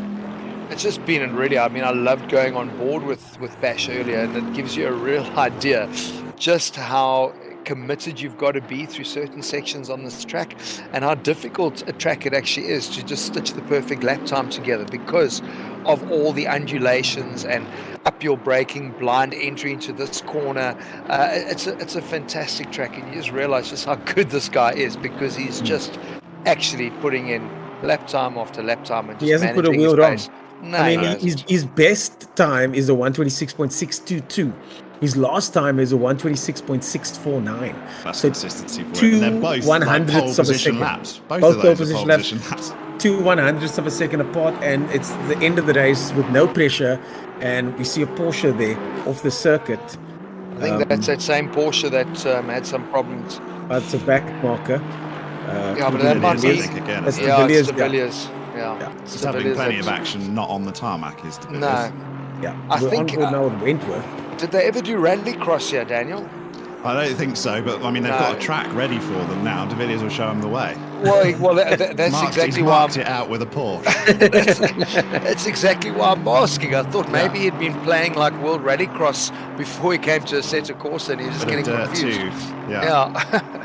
I think I'm classic. predicting we're going to get a lot more action in the pro race, purely because when you're at the right sharp end doing the lap times that Bash is doing, this track is really, really hard to pass without forcing it to happen in the Melbourne hairpin. Basically, you basically just force your way in there, shut your eyes, go onto the brakes, and just hope for the best. You see it all the time, so we're going to get a lot of that in the pro race. But I don't think once you get that speed. I don't think it's also just hard to overtake here. I think it's just hard to be in a pack, a competitive pack here. You're going to have 4 or 5 guys that are running at very, very on the limit sort of pace. And, we normally have on certain circuits, we have a procession where we saw at the last, at round 4, we saw some of the closest racing we've ever seen. So with a bunch of guys, line astern. But are we going to see the same thing happening at Donington Park? I'm so excited for the next one. I'm so excited. And GT3 cars, especially, they're a bit big for this circuit almost. This track's brilliant when you go around in a TCR or a little F3 or something like that with a little bit more space. But they're going to have to be patient. Really, will have to be patient. And then it's all going to be about getting the perfect cut through the S's and getting away with it, and then just sending up the inside of the hairpin and hoping for the best. But Daniel, the point you raised there, if anybody was watching both race 1 and race 2 today in the new format of DTM, for me was the great lesson. If you are going to make a pass, you've got to be 150% committed and go for it. Totally. The minute it becomes a 50-50, that is when people fall over each other. And you have a look, there were a couple of really solid, strong passes that were done today where it's like, I'm coming, I'm putting my car here. Now, what is crucial is both people need to be playing along for that to happen. And that's what we've had problems with in the beginning when the guys were kind of learning their way with Assetto Corsa, is that the guy would then just turn in and not say, okay, listen, the car's there. Now, we hear you guys talking about the proximity warning, so they know there's a car there. And that is what you need both guys to do today when we get to the pros. If a guy is going to put his nose up there, put his nose in there. Don't just give a sniff. Actually, literally blow your nose. I'm in, here I am, and it's a block pass. And the guy then has to play along with you. So that's You'll know what it's I going hope to the happen guys as do. well. The moment you get a bad S's chicane, you just know it's going to happen. So you might as well prepare for it by keeping out left and then trying to cut back. Exactly. And get them on the exit. But because I've been here before, you get into a panic, you get a bad chicane, you're like, oh no, the guy was already right up behind me, he's going to make a move. And so you can't pretend like you don't know it's going to happen. So we'll see what happens in the Pro Series. But I am for sure, so Melbourne excited. hairpin. Well, someone that should be mentioned here, and I mean, we've mentioned him a couple of times, is Tummy Bug Hampson over here. Hampson's so active in the community with the weather and his stream on Twitch. He had a race, I think last night was his Twitch stream race. We invited a whole bunch of guys. I think even our pace car, John O'Bence, was involved there at a couple of laps. And Hampson, as I said, very active in the community, now changing to the Porsche and in fourth position against a only being beaten by very fast competitive competition, and also not having any tussles, any mistakes. He got overtaken once. I mean, that happens, that's racing. But he hasn't spun out, get knocked or anything like that. So Wesley Hampson having a much better race than is usually the case, because usually I find he's involved with some sort of drama when he's on his way to a good result. Well, but I can tell you, this is the sort of track that I would rather be running in time trial mode, where you kind of have the space to yourself, you can get yourself composed, you can pick your line. Because like you said, Ernest, I think it's a very, very difficult circuit to be going door to door in a brat pack with 5 or 6 other guys going for it. I think it's very, very hard to do that, and especially in something like Assetto Corsa, because we've spoken about it. The proximity, the ability for the simulations to allow you to go door to door is not like in the real world. You don't get that feeling of where that other car is. Yes, there's proximity, but on a circuit like this, I think it's quite difficult. So I think Wesley doing a great job making the most of the situation and just enjoying it, going out there and having fun. Qualifying's out the way, find himself in pros next time. So that's fantastic. A lot of the serious guys in the Pro Series, though, just going back to your point on proximity, Marius, if you've got VR, you can certainly see left and right. And a lot of these guys in the Pro Series as well, I don't know about the rigs here particularly. I know Jadwat's in VR, but a lot will have tripper monitor setups as well. And then you've got full-on peripheral vision left and right as well. So you do definitely get a sense of speed rather than... It's not TV with your hand controller. You really do feel like you're sat in a car, and the moment you set into VR, it's almost like you've got a helmet on. It's that realistic. It's nuts. If you've not done it, it's really hard to explain. I recommend anyone give it a go. But Daniel, what I mean, I know what you're saying. I just talk about being able to put the car in that right place in a simulator. I think must be a lot more difficult than putting that car there in the real world. It is, and that's precisely why I can only race in VR, because I struggle on monitors. I literally cannot drive. I can't judge any distances. Like you said, very hard to position your car. If I'm following a car closely, it's hard to gauge that distance. And the moment you put a 3D VR headset on, it just fixes all of those problems, and it just feels like you're in a normal car. But I think that's why we might have mentioned this point before, is that the sim races, when you make a pass here, you've got to make it clean, because you don't have that tolerance, if you know what I mean. So it's actually a very good lesson to learn, because the guys will make clean passes here, and you take that to the real racing, and that's how you've got to make your move, because there's no clattering and bashing into people, you know. So I think that is possibly a positive with it, is that the passes that get done here generally tend to be clean because you have to. Yeah, of course. And we on board now with the AMG. It looks like Nur Hendricks in the Mercedes-Benz AMG. Of course, today powered by Mercedes-Benz, the ATK Pro Series powered by Mercedes-Benz. And I chatted to the guys at the Mercedes-Benz event a couple months ago. Marius, you'll know what I'm talking about. I had one of these launches that I had to go to. And the Merc team were there, the Merc brass were there, and they were so happy to be involved with something like this. And I am again so glad to see a brand and manufacturer get involved with motorsport at this level. It's incredible. Well, maybe what they should be doing for some of their performance launches is rather put the journos in things like this, because, you know, I say in inverted commas, journos, they're those that can and those that can't. And Do you want to name names, man? Oh, dude, the list is getting longer and longer, and that's the thing for me. It's like, you know, you've got some serious kit that and mad performance in cars today, and you know, you don't just get in and go and flip and drive them. So for me, it might be quite a nice thing. I would love to see the old days where you had to get your license, you had to actually pass and go and do advanced driving before you were able to get into the top end cars. So maybe Selwyn and the guys need to kind of bring this in, and maybe we just spin it as it's a fun factor. But if you don't pass, you don't get to drive the car type of vibe. That'll certainly change things. Someone that's not having fun at the moment is the Bastos. He's got a drive-through penalty with 1 minute of racing to go. This is a problem. This is a big problem. He's got to do that right now. I might think he might have his own incident report. It's like streamed just for himself. Yeah, like an individual, the DeBastos incident report. Yeah, the DeBastos will incident run an report hour earlier than everything else. Yeah. But look, I think the cool thing for me, I mean, one thing you know with him is that he's all in. You know, he's fully committed to whatever's going on. So he might as well now. He's had enough penalties. Well, but I guess that's the thing. That's the learning that comes from looking at a guy like Bash, who's massively experienced. It's about just dialing that back. You know, that hunger to go, I'm going all in, and just get into that rhythm and just be a little bit more conservative, I suppose. Yes. So that's what ends up ruining your race weekend. A 15-second then a drive-through, then a this and everything else. You know, so it ends up ruining what is a fun weekend. So I suppose we are. It's easy sitting on the couch talking about it, but the minute you put the helmet on, that red mist, that's all race face, eh? Yeah, DeBastos was doing so well early on, running as high as 6th place at one stage, and now currently all the way down. But the man of the moment here is Bashir Jadwat on the last lap, about to lap yet another competitor. That's Henny Otto there getting overtaken by Bash. Henny gives him some space over there, hopefully. Yes, he does. Bashir Jadwat goes through the second to last hairpin. The Melbourne curve over there, Melbourne hairpin over there, making his way now to the last corner.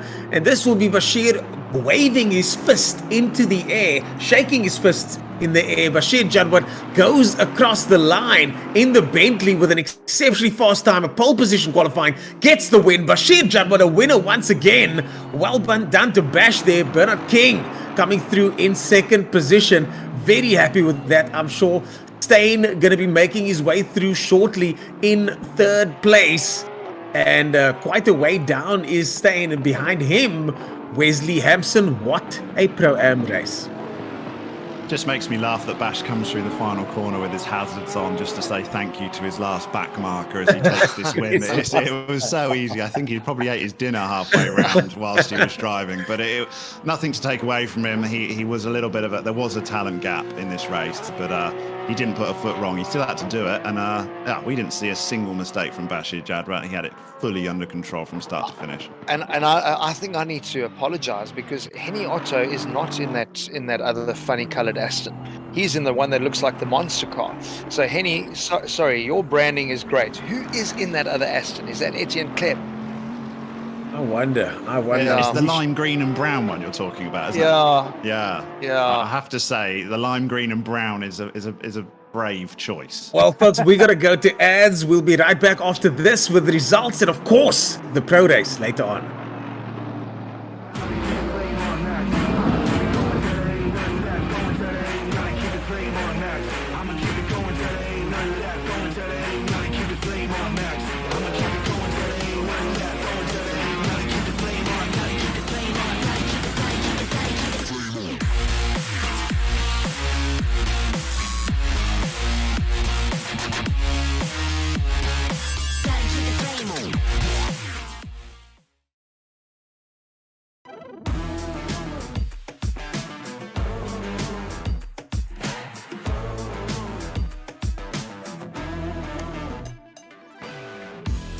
I've seen wild, wild things. Tricks upon the eye.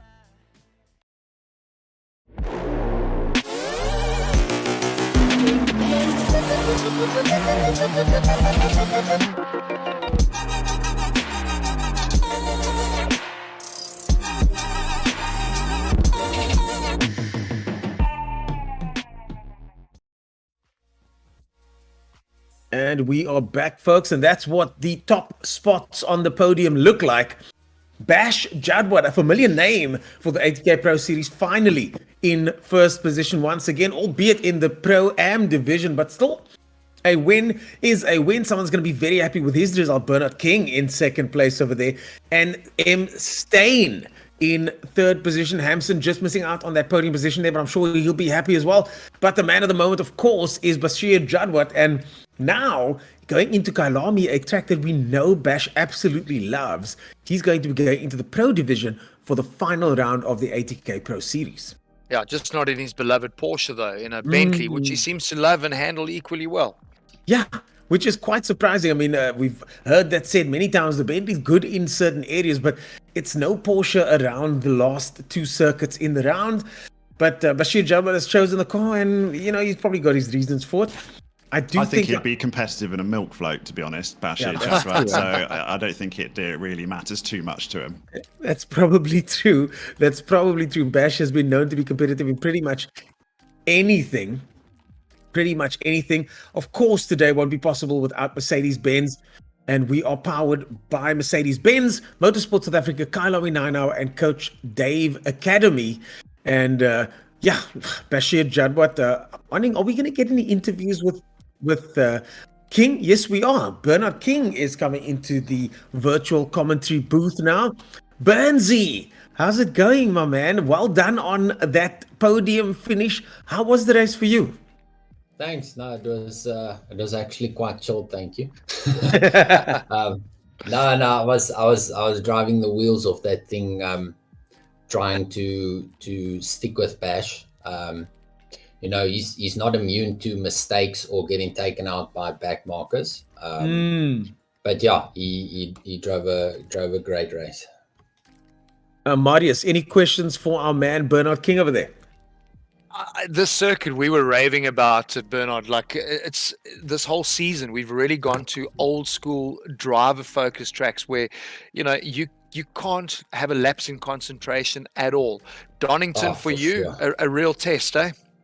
No, for sure. You got to be on it all the time. I mean, a wheel here or there on the grass and you're in the walls. So yeah, there's no room for mistakes. And we were talking, I mean, I know in game, I mean, the only real place that we predicted there could be some problems is obviously through the chicane with the Assetto Corsa issuing out penalties. But in a race like this, you guys were never really under too much pressure. So if you're going to cut a corner there, it's purely going to be a mistake, really.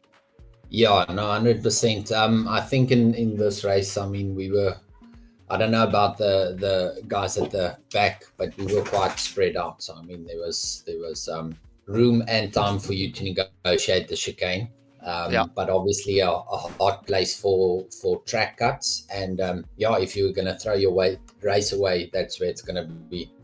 So not a bad Father's Day for you, eh? I'm not a dad, thank you very much. No, but I'm saying that. I'm not a dad either. But this isn't a bad way to spend Father's Day with a bunch of oaks racing cars around. I mean, that sounds like my dad's day. No, 100%. And Lewis Hamilton getting beat. So I mean, awesome day.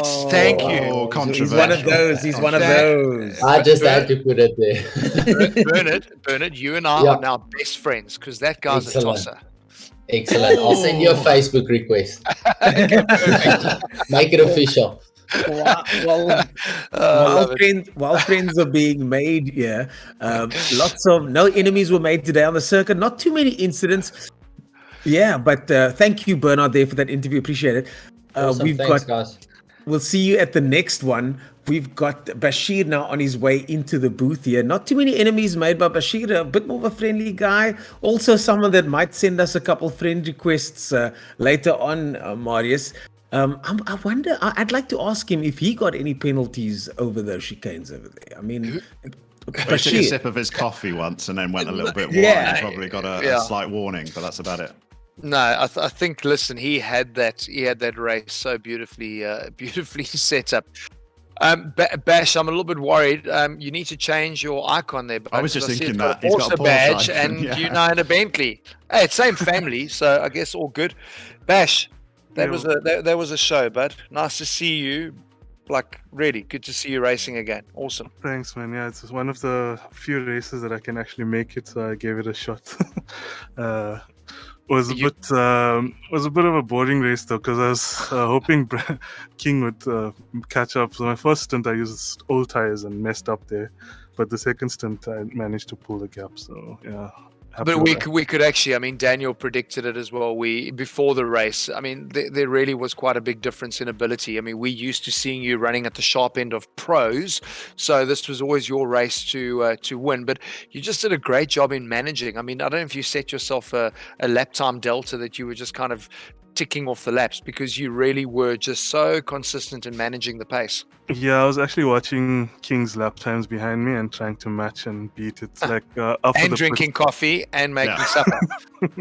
I said at the start, Bash, that I've been thrashed by Bash on many occasions, so I did predict that you would probably thrash 12 other Oaks tonight, and that's exactly what happened. You just bossed it, mate. Thanks, man. Yeah, I was lucky to be in this division, though. I think the pro division would have been a total different story. Actually, that's a good point. I want to actually, because we've been obviously raving about what a great circuit this is and a really challenging circuit. Again, the whole series has been like that this year. It's not going to be easy in Pro-Am, because I don't think it's an easy track for guys to be 5 or 6 of them in for a fight. Where do you see, I mean, we're all saying Melbourne's probably the perfect place for the overtake, but you're going to have to be quite assertive on that. I think you have to set it up at the old hairpin before getting into that right hand up top of that hill. Yeah. Other than that, I think the hairpin at dive bomb is going to be dangerous, because these cars have such different braking capabilities. So you're going to have to time it perfectly to get the Melbourne hairpin right. And They'll try it though, won't they, Bash? You know they will. you have Once to you try get it. I mean, you impatient, have you'll to try it. So what you're actually saying, send it. Bash, so what you're actually telling us, we're going to have a very busy incident report tomorrow night. Yeah. Yeah, good luck, guys. oh, well, it's not It's going to be fun. over yet, at least not for us, but it is over for you, Bash. Well done on your win. It's nice to see you on the top spot of the podium where you belong. And Kailami, I think that's one of your favorite circuits, if I'm not mistaken. It should be fun. Thanks, Ernest. Yeah, look, this car is not strong at Kailami, so I'll try and pull a rabbit out my hat. Why the change before you go? Why did you choose it, knowing that the last 2 tracks? I was gonna go in the Porsche for obvious reasons, but I decided to take a slower car just to have some fun, because I'm not anywhere in the championship taken hunt. the So. V8 Jag. Bash. I want to be a little bit Maybe a GT4 car. Maybe a GT4 car. Come on. Yeah, get a GT4 car next time, Bash. I think that might be the answer.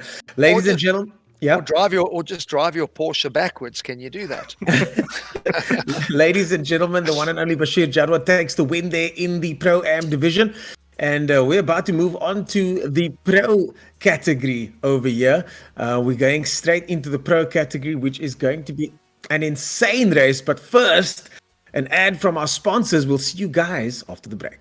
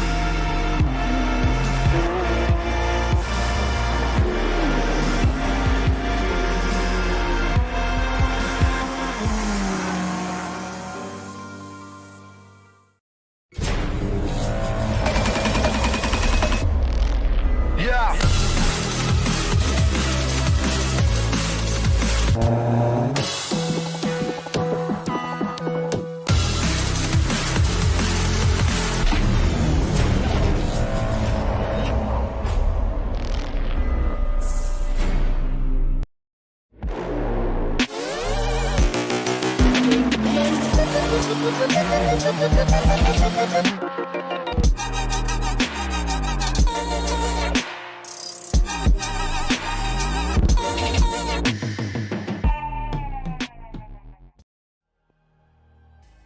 we are back, folks, for round 5 here at Donington. If you've just joined us, we just finished the Pro-Am event where Bashir Jadwat, a stalwart of the ATK Pro Series, has taken the win. And nothing unusual there. Bashir Jad, an epic, excellent driver and really fast around any circuit. And this just happens to be one of his favorites, doing well to not get any of those penalties on the very tricky Donington Park circuit. More about that later, but first, today, of course, is brought to you by ATK and powered by Mercedes-Benz. It's officially sanctioned by Motorsport South Africa and Kyalami 9 Hours, and we are associated with Ferrari driver David Perel from Coach Dave Academy, providing all the guys with setups and coaching as well. So here we are at Donington Park for round 5 of the Pro Division, and what a step up this is going to be in competition. The championship is hotting up, the drivers are hotting up, and with only 2 rounds to go, everything to play for as we make our way to the end of the season. JC Grobler, our previous championship title contender and currently leading the championship and winner in the Ferrari, is not here today, but someone that is here today is Jordan Sherritt, but more about that later. First, let me introduce the rest of the commentary team. We've, of course, got Marius Roberts over here, who we've just been spending some time with talking about this fantastic circuit, Marius. I mean, for the people that have just joined out there, what are your thoughts? What are your thoughts on this amazing circuit? Look, it's going to be very different. The Pro setup to what we just saw in Pro-Am. We spoke about that. You know, there was a massive talent gap. It's not going to be the case now. I mean, we've been treated some of the best pro racing this season. Every race we keep saying, oh, it's the best. It can't get better. Donington Park is going to be a real challenge and a test for the guys. I mean, we were raving about the fact that this season we've gone to old circuits where it's following the lay of the land. You know, there's no exceeding track limits because the track limit is grass. There's fast and committed sections. There's heavy braking points. There's a chicane you've got to get right. So for me, it's a rhythm circuit.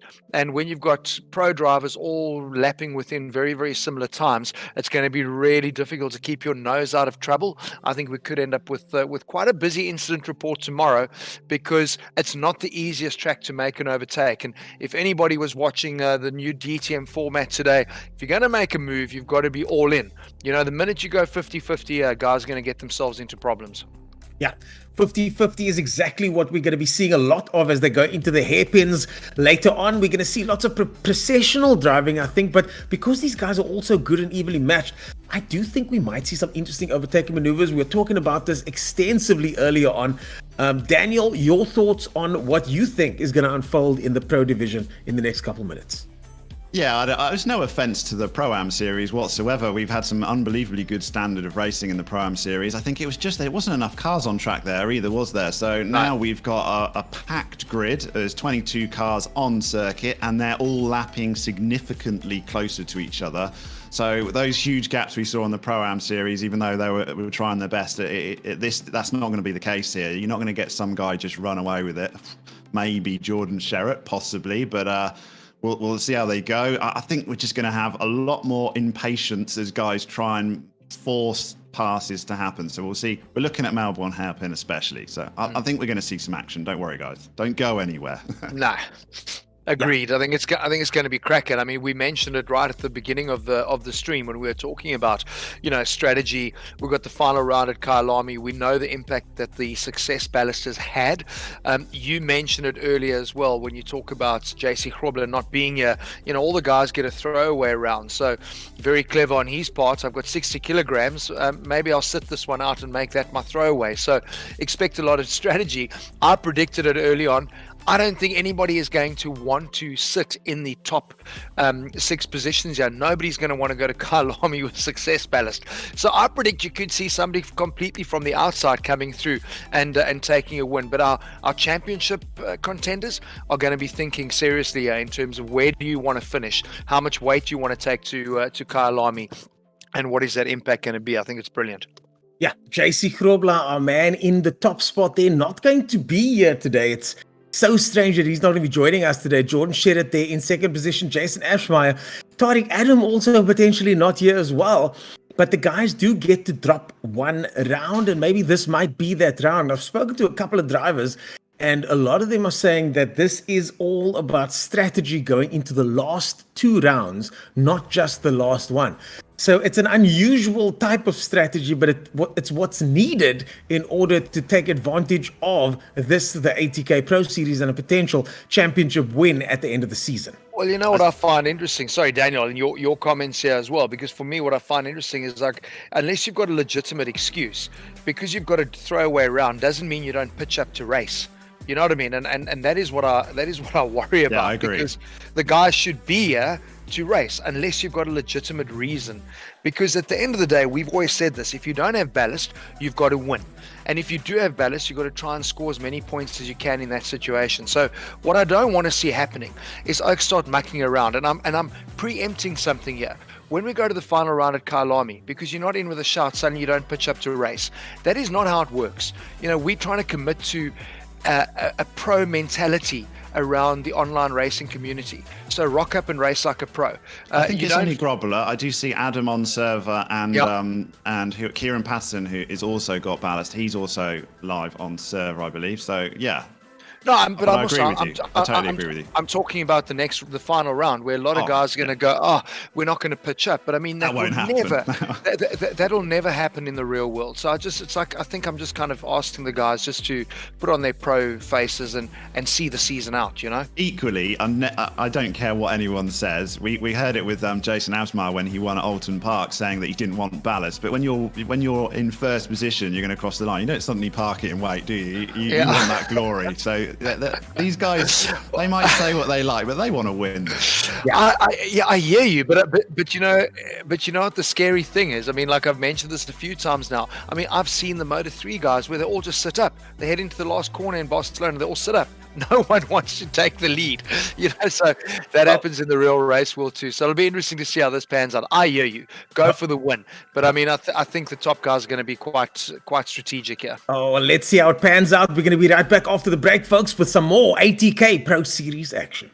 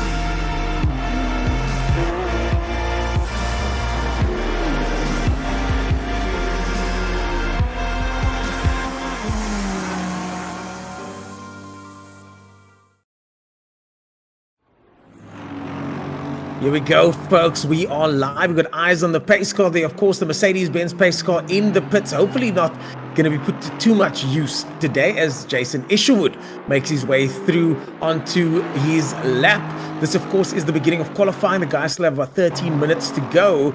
And some crazy pace here. It's going to be very difficult. They got a nighttime qualifying run, which is not actually nighttime, it's actually early morning, about 5 o'clock in the morning at the moment. The day starts at 6 a.m. in the sunshine, though. It's a balmy summer's day, apparently, in the UK today. So not too much cloud cover either. So the drivers now making their way around. Jordan Sheddat, second place in the championship, and someone tipped to win the championship. But how is he going to do today? Sheddat in 14th position right now, but no time on the board as yet. We've also got... I see Adam is here today, in fact. Yeah. Listen, Daniel, it's beautiful to see stars like this in the UK, and I love it when Well, when you go on board and you look at the headlights and the stars. It's amazing. Is this really the UK? No, well, I think that's the dead giveaway that we're in a simulation. It can happen one day, but it can't happen back-to-back days, not in the Midlands. So, yeah, unfortunately, you never get a repeat day in the Midlands. It should technically be raining now, but we'll take what we're given. But this is cool, though. We mentioned it earlier in the Pro-Am race. We've really tried to mix things up as the ATK Pro Series this season. You know, different conditions. We've had rain, we've had midday races, perfect conditions. Nice to have qualifying in dark conditions, because it really does change. You were speaking to us earlier about the sim races you do at Le Mans, and you've got different brake markers for when you're racing in the dark to in daytime. So this is very, very different. Who is able to find their pace in these conditions? Because it's going to be very different in the race. I wonder whether they've done any practice, actually, knowing the fact they'll have to set a hot lap in not perfect light. I mean, you'd hope that you would have done, but certainly, I probably would have quite easily overlooked the fact that I've suddenly got to put in a hot lap during a nighttime condition. Yeah. And it's going to be, you lose a tenth or so, very easy to lose a tenth over what you'd usually do, so we'll see how they go. But already a quick time from Jason Asmar, 1:27.0. We saw Bash get deep into the 26, didn't we? Right down there. So we've got a lot of time to find yet. Listen, I love, I mean, we mentioned in the Pro-Am race about Bathurst. You know, for me, it's such a great race because it starts in the dark. And you've just, as a driver, you've got to be so on it. You know, and I chatted to old Jordan Pepper when they won in the last year, in last season. And he just said, I mean, they give him that responsibility because as a driver in the dark, I mean, you've just got to really be so committed and so in the zone to nail it. And then suddenly the sun comes up and hello, here we go. But also for our drivers, I mean, they haven't really woken up at 4 o'clock to go and qualify at 5. You know, they're now sitting at 5. Yeah, so that is also a different thing, how you prepare yourself mentally for that. So that is the one thing that the simulator obviously doesn't give, because it's a different mindset. Yeah, the simulator certainly does have its parity with the real world, and I think a lot of these guys here will translate that into the real world, but right now they're all going for one championship. And this championship also, speaking of the real world, is backed by Motorsport South Africa. I mean, that's such an unusual thing, Marius. I know I was taken aback when I heard that at first, that Motorsport South Africa is getting involved with sim racing, and this is the ATK Pro Series, and we've got Motorsport South Africa backing. Yeah, but I think it's right, because I mean, we've spoken about this a lot in terms of the accessibility. You know, motorsport is an exclusive sport. It's got nothing to do with, you know, the color of your skin. It's got to do with the color of the money. You know, so if you don't have money, you're not going racing, and that is what makes sim racing so incredibly inclusive. Is that, you know, there's possibility for everyone to get involved, and we see it with you know, the GT, the Gran Turismo Sport guys being involved as well. You know, the guys aren't all sitting with massive controllers and rigs and setups. The guys there are sitting and playing with their thumbs, so you can go racing and get into it. The fact that Motorsport South Africa validates it tells you that this is a real sport, and that's why we keep talking about trying to encourage real professionalism. That's why we've got our incident reports. We've got clerk of the course sitting and having a look at people making mistakes and getting penalized, because you want to make this thing real. And it is the future. You know, I think more and more we're going to see this as a stopgap. I think a lot of guys are never going to afford real motor racing, but they can become pros in the virtual world. I'm pretty sure no one here will be racing with their thumbs. They should at least have a wheel. It would be bloody difficult to do ACC with your thumbs, but I'd like someone to correct me if I'm wrong. But you're totally right. You don't have to have an unbelievably expensive rig either. You go and get yourself a Logitech set, and the realism in the force feedback of a Logitech G29 or a 920 is bang on. It's pretty damn good for what you pay. But that's what we laugh at, because in GT Sports, so many of the guys actually race they are with the thumbs, yeah, it's incredible. And I actually remember during all of this last year, during the hard lockdown, and the pros were going virtual racing, and a couple of the guys, I'm trying to remember, his name's escaped me now, Canadian, Formula One. Villeneuve, and he actually was smashing the guys racing with his thumbs. in one of the big races. He's been retired for a long time. He's had a lot of practice. No, but the guys were saying like that is incredible, and I think that for me is what is so cool. Is that a lot of the time you chat to the pro guys and they've got their Fanatec setups and they off they go, and I think that can also put a lot of people off. At the end of the day, get going, get involved, get racing, and build yourself up. We spoke about it with Coach Dave and setups and all that type of stuff. You don't need to. Just get yourself involved, get yourself on track, go racing, and like with anything, it's a progression game. Just going back to our qualifying session here, I'm just really interested on the lap times. So not as quick as we thought, but it's because the track's not in optimum condition. It's only in fast.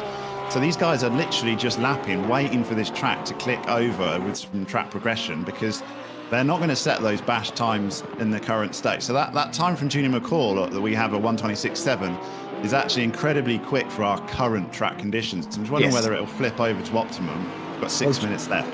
Junior McCall currently at the top spot, as you so accurately pointed out there, Daniel. Behind him, Morgan McCall. And Leslie looks like he's about to go into first position. Leslie takes it.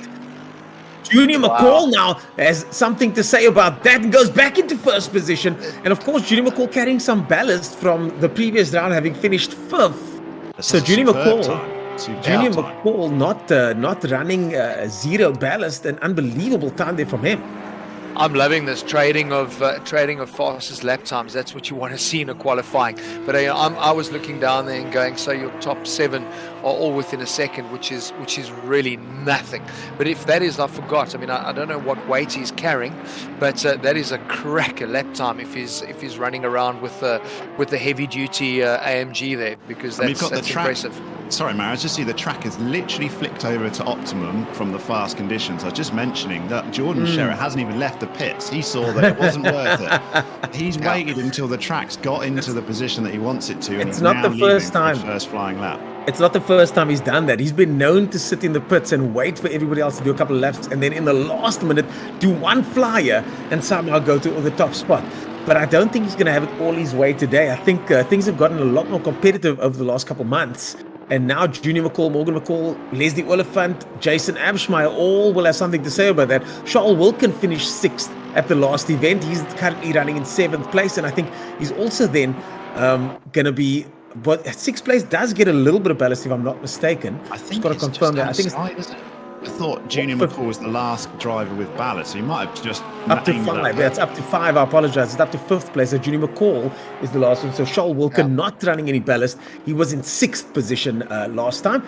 Now in 7th in golf. It's a new first, does it happen? Yeah, exactly. That's what the guys were always kind of aiming for. I know Dan Rowe was saying that was his sweet spot. But just to go on what you said there in terms of, you know, sitting in the pits and coming out when it's optimal, that is also a testimony to like the professionalism of the sport. Because you go and watch like Formula One today, the guys know there it is, one lap, turn it on, and they've got that confidence, and that is for me what is so cool. If we were trying to do this, or a lot of the guys that are new to Assetto Corsa, there's no ways you could deal with that pressure. But what you're seeing here in terms of qualifying is exactly how the pros do it in real racing conditions. Here we go, optimum, go out, set your lap time, and you do it. It's amazing. Jordan's only given himself a couple of laps to do it. I mean, he's left it late. He's not even. I mean, the rest have at least got a banker lap in. In the time of Junior McCall, it's an incredibly good banker lap. But I think Jordan Sherritt, he's obviously confident enough of himself. 2 laps is all he needs. We'll see where check he gets. Charles. Look at that 9,000. Jeez, like that is Abschmeyer is fastest. Have a look at Junior McCall just off of the back. Charles Wilkin, who was down in 7th, is up to 3rd. This is super close. What is that? 9,000ths of a second off of pole. That is nothing in it. Jordan Sherritt is now in the relegation zone. Remember, relegation happens in qualifying. So Jordan Sherritt in the relegation zone. He needs to get out of that zone if he wants to stand a chance for the championship title. He's currently 2nd in the championship. Tariq Adam won the previous round. He's down in 13th at the moment. So Jordan Sherritt needs to do something in order to stay in title contention. Yeah, he's on it. He's warming his tyres up. I'm watching him on board, and he's weaving around. He's doing the perfect out lap, just ready to start his hot lap. He's given himself one flying chance for a pole position shootout. Risky though. You get an off track on the chicane, and you're finished. Yeah, and you're finished. That's the end of that.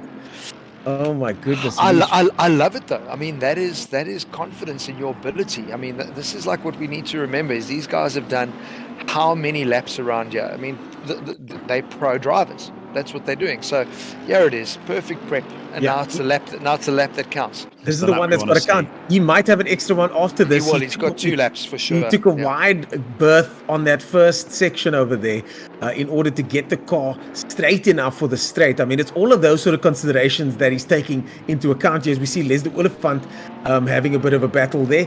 That is Charles. I'm not sure who's in the Bentley over there. It's one of the Bentleys getting past. But Leslie Oliphant now running in 4th position. And he's going to be on his way across the finish line. Let's see if he's going to be faster here across the finish line. We've got 2 minutes left of racing. Leslie Oliphant stays in 4th place. But it's radical. We're down to the top 9 within a second. No, I've got Sherritt's got an off track. This lap's invalidated, I think, possibly. No, I don't think so. I don't think so. It's not. No, It's not. It looked like he might have gone, but he hasn't. He's really on it. He really is. I hope he's got enough fuel for a second lap. That's all I can say. He needs to have enough fuel for a second, just in case. But you see, he's running with no weight, so we know this is the race that he needs to win. No, he is with no weight, eh? Yeah. Yeah. Jordan Shedid currently 3.5 seconds, 5 seconds faster. So he's in the 126s now. That doesn't mean anything. So we're not really 100% sure where he's going to come across. He should be in the 126s, 127s or thereabouts. Well, he was 4.5 off earlier before he started this flying lap. So I think he's going to be on pole. Let's see. 24, 25. 125.8. Oh wow! Oh my goodness. 125.8. Jordan Shedid I would go and park it now, grab a coffee, and just take it easy. That is an unbelievably quick lap with just one. That's all he wanted, and that's 6 one and done with a 25.8 in the Mercedes-Benz. Daniel, that's the amazing thing. I mean, that's what the guys try and do in Formula One, where they optimize the track conditions, and there's rubbering in, and the weather is this and that, and the track temperature. Go out, driver, and deliver. And this really is a testimony to the pro division. I mean, these guys are pros at this. It's amazing. He was really on it as well. I mean, I was watching him, and I was convinced that he'd gone slightly wide at one point in it, but he was using the entire track to get that 125.8. Amazing. One and done is the incredible young Jordan Shedid. We're on board now with one of the few Audis on the grid, B. Lewis in the Audi R8. Welcome, Brian. I mean, last year we had so many Audis, and this season nothing. So good to see somebody back in it. It was a good day for Audi in DTM, with obviously Kelvin winning race 2 today. So that was amazing. Audi won 2 yesterday in race 1. Was all Mercedes-Benz. But it's good to see an Audi back in the ATK Pro Series. Great to see. We've got no more time left in qualifying. A couple of guys might change positions here and there. One of them, Carson's half a second up in 10th place. So Tariq Adam might go up now. He's in 16th at the moment. He might get bumped up ever so slightly. He's running jump loads here. Watch where he comes through. He's going to jump right up. Oh, 6th position. Wow, 6th position. T. Adam goes up into 14th position. And a couple of guys still circulating. Oliphant Leslie is half a second up. He's going to jump right up the order as well. He's in 7th position currently. This is going to be good for him. Leslie Oliphant goes into 2nd place. Wow. Leslie Oliphant goes into 2nd place. He's going to be so happy with that. 0.3 of a second behind Jordan Shedid, of course, in top spot. That's it from us for qualifying, folks. We'll be right back after this for the ATK Pro Race. Stay tuned.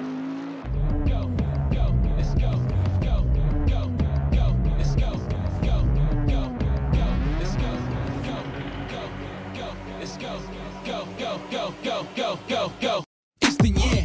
Go. Let's go. It's the year. Go. Let's go. It's the year. Go. Let's go. It's the year. Go. Let's go. It's the year. I fly anywhere, anytime, again. You know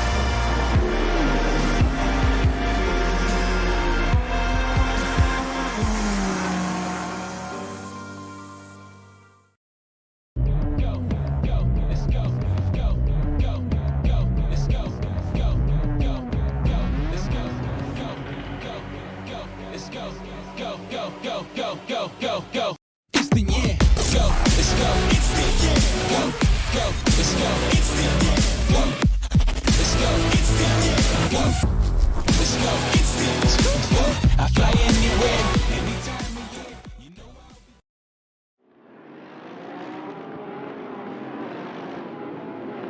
McCall brothers sit 4 and 5, and in front of them, Jason Abschmeyer in third position, Leslie Oliphant in second, but of course, the one and done run of Jordan Sherritt sees him into first position. A frankly unbelievable performance from him there.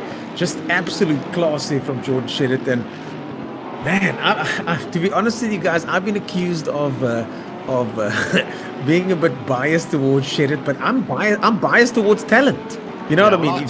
I've been waiting for it because I've raced against Oliphant, Asmar, McCalls, both from Wilkins, Clarsons, all of those guys, but I haven't raced against Jordan Sherritt, and his reputation precedes him, however. Indeed. So I've watched him, and he hasn't been there the last 2 rounds that I've been involved with ATK Pro Series, but I mean, he's just shown me he's pure class in that qualifying. 1 lap was all he wanted.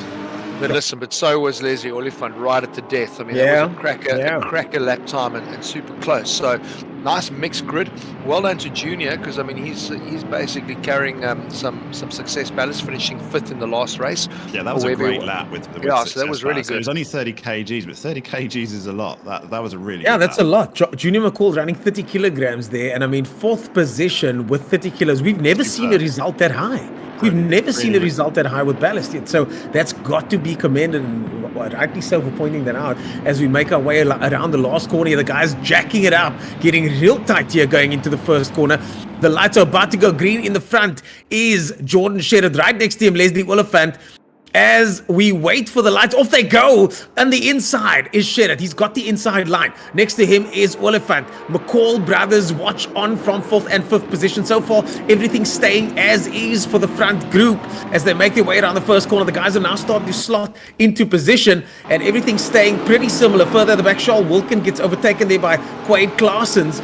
But everything else so far has stayed safe and true. Heineke in the background, they're going off, causing some issues there with T. Adam getting past him. In the front of the pack, things are still the same though. And thankfully, the safety car, no need for him to come out at this stage. Absmer had a good look though, didn't he, up Oliphant? He really did have a good look, but he dropped back into position. Has now got Junior McCall right up behind him as well. I think they're going to be a little bit of a procession here as people settle in. We're not going to see frantic passes made or just dive bombs down into Melbourne right at the start. Well, we'll leave that till halfway through the race, that's when I'll start expecting a few more. Yeah. What about pit stop strategy here? Because I mean, we haven't really spoken about that because it wasn't really something worth discussing in Pro-Ams because the field was so spread out. But we haven't really seen the pit stop thing. Oh, McCall brothers touch each other. The McCall brothers touch each other. Junior McCall, Morgan McCall come together there. And he's going to wait for... Oh my goodness me. That's the teammates, worst. Brothers. You don't want to be at the family dinner table after this race. But you know what? That for me is something that is a little bit frustrating in terms of the simulation versus real.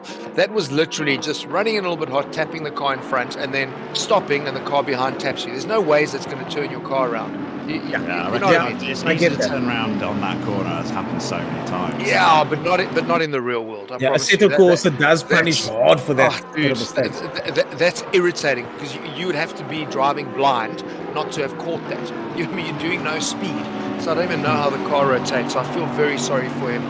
Junior obviously dropping all the way down, and the worst place for it to happen as well because you're now sitting on the apex. You've got to watch all the other cars go by.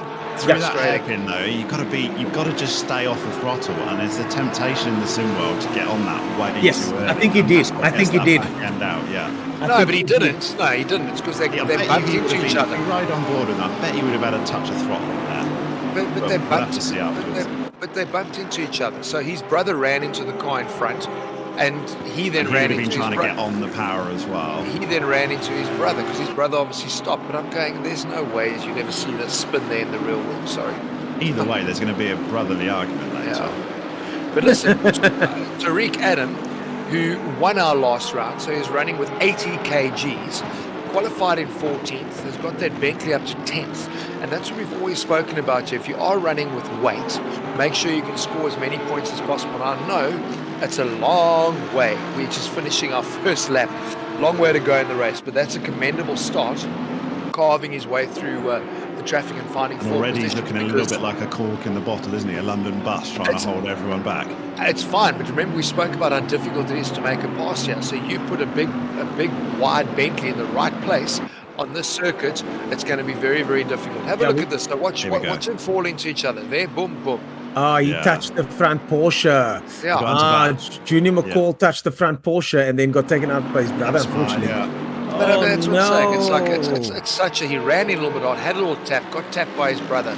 It's a non-event, really. You know, he shouldn't have ended up being turned around. So I feel really sorry for him. But you know, as with, there are other rules in the sport, in the game, in the sim, and you know, some of the rules benefit you, and then some of them count against you. And one of those things, it's a well-known fact that Assetto Corsa punishes those sort of transgressions very harshly. And unfortunately, the McCall brothers and Senior McCall. It's less about a transgression. It's just about you trying to design realism into the driving characteristics, and there are limitations, because in that type of scenario, how do you dial that in? How do you design that into the framework of a simulation? You know, so anyway, I think that's about 3 races in about 4 months that I've seen the McCall brothers hit each other, though. So I think a little bit of management within the family needs to be there done. is Robert McCall, Senior McCall, who manages the two guys. So I'm sure he's going to have something to say about this at the end of this. Say, guys, teammates, don't hit each other. Well, hang on. Remember in the days, maybe they must go back to sharing a wheel, because when they shared a wheel, they never ran into each other because they couldn't race each other. So maybe that's the solution. And I hear there's some new sim equipment on its way to the McCall household, and there's only one of them, so they'll be fighting for it. So whoever's the best behaved, I think. Yes, I don't think speed should be the deciding factor. I think, though, whoever doesn't hit the other brother is the one that gets the benefit. As we go on board now with this little battle happening. Heineken trying to get past Tariq Adam, and that Bentley is a wide car, and that's what I was saying.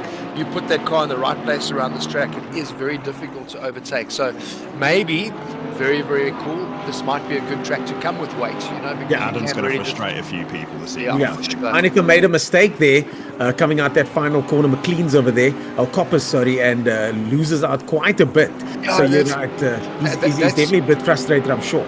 That's the problem, though. You know, you've got to decide. If you're going to go for the pass, you've got to go. But if it's 50-50, you end up on a compromised line as well, which is exactly what happened to Heineken there. So you end up dropping even further down. But Junior making up some good positions. So he's obviously super fired up. Nearly ran into the back of a Bentley that time. But good to see him putting in some angry laps. We had Bash in the Pro-Am race get a 4-second gap after 4 laps.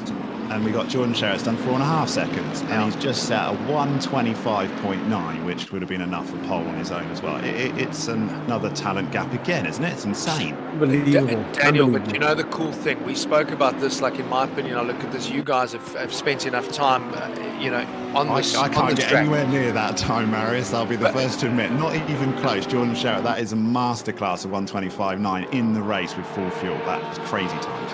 But what I'm getting at too, it's brilliant. But you guys have done enough laps here. This is a rhythm circuit, so it must be so nice to have a clear track ahead of you, and you can just get into that rhythm and just start putting those lap times together. The minute you involved in this stuff, where you're dogfighting, like we're on board with Lewis now, Charles Wilkin ahead of him, very, very difficult to just focus and put those lap times together, because you're looking at the car ahead and you're watching the mirrors because of the car on your tail. So very tricky. Nice for Sherritt, but not so nice for the rest of the field, I think, because it's looking pretty ominous that he's just going to stomp away with this unless something really drastic happens. This is another Bashir Jadwat moment, but we've got some huge battles elsewhere in the field. Plenty battles, right up behind.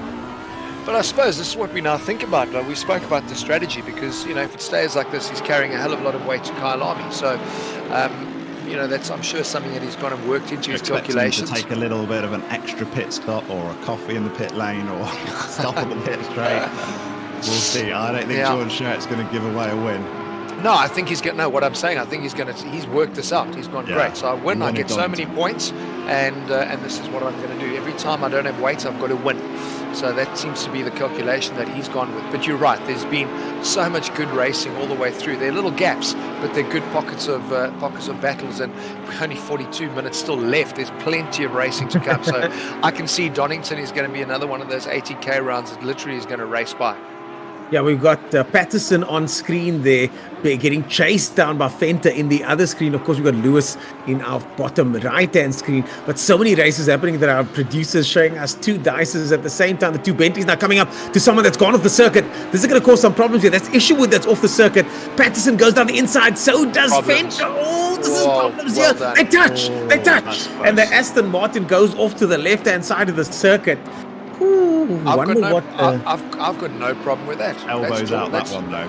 Elbows out. That's door to door. His car was there. Isherwood turned into the other car. I mean, that's what you've got to do. You're not going to say, "Oh, flip, sorry, but yeah, to take your position back." I don't mind it when it goes panel to panel. That's cool. Yeah. Well, there's a few panels missing, I think. As long as there are not a few brain cells missing when these guys decide to go panel to panel. That was one of those incidents. I think Isherwood didn't want to back down there, and then Fenter was having none of that.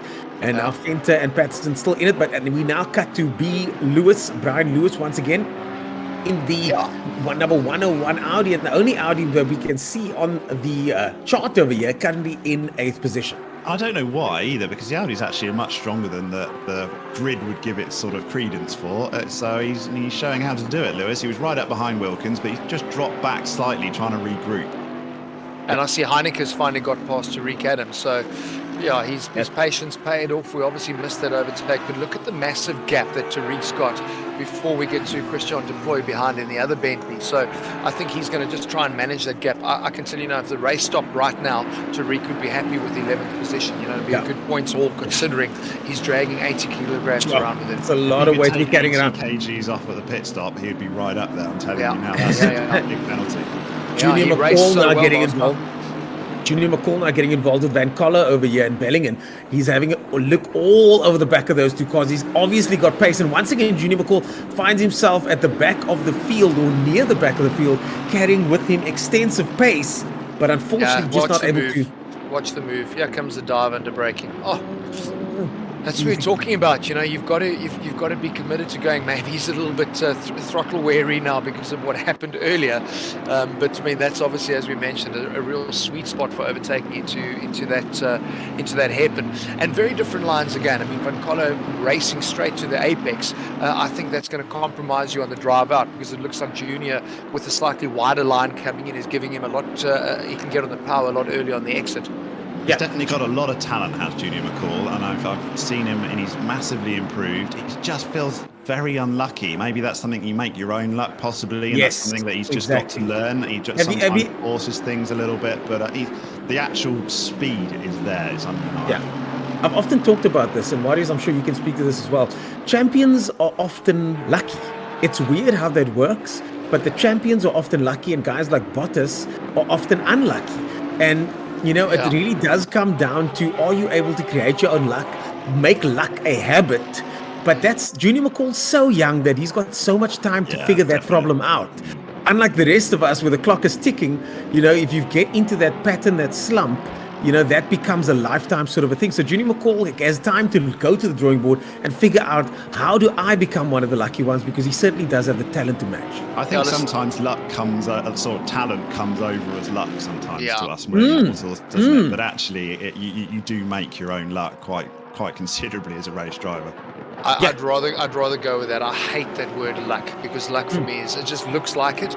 But you know, it's taking your opportunities when you need to, and it's making sure you don't end up in situations where, look how unlucky he is. He got caught up in that incident. But had he have made the most of the opportunity, he would be in the front of the pack, not caught up in the midfield stuff. So there's a sequence of choices and decisions that lead up to that moment.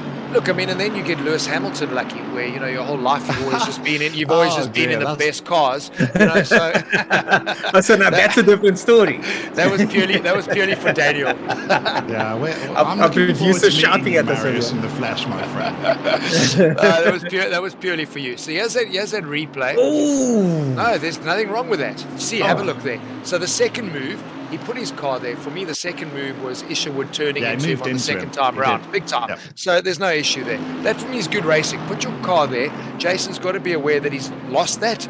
and he could have stayed on his line, and both of them would have carried on. So Junior making a good pass on Rico van Coller there. So that pace we're talking about is cracker. But yeah, Daniel, good fun winding you up. It's got to be done. But yeah, looking forward to meeting you in the flesh, my friend. It's got to be done. We've clearly got some Lewis Hamilton fans over here, but that's a classic example of just lucky all the time. But again, as you say, I think you make your own luck in motorsport, and it certainly becomes a habit after a while. Yeah, the mentality of racing, I think, is crucial, and like we saw that Kelvin van Linde, a great example, last year when I saw him at the Kyalami Minano, he just was not himself. And it's just, he had been on the back end of a lot of things just kind of not going his way, and that kind of gets into your headspace. So you arrive at a race day, putting yourself under more pressure because you feel you've got to do this, or you've got to try that. And I think that's a crucial thing, is being able to manage those situations where you don't get involved in the head game, your own head game, because it is mentality in racing is crucial. And you start looking at things going, nothing goes my way, and this happens. And I think that's exactly what happens with Bottas.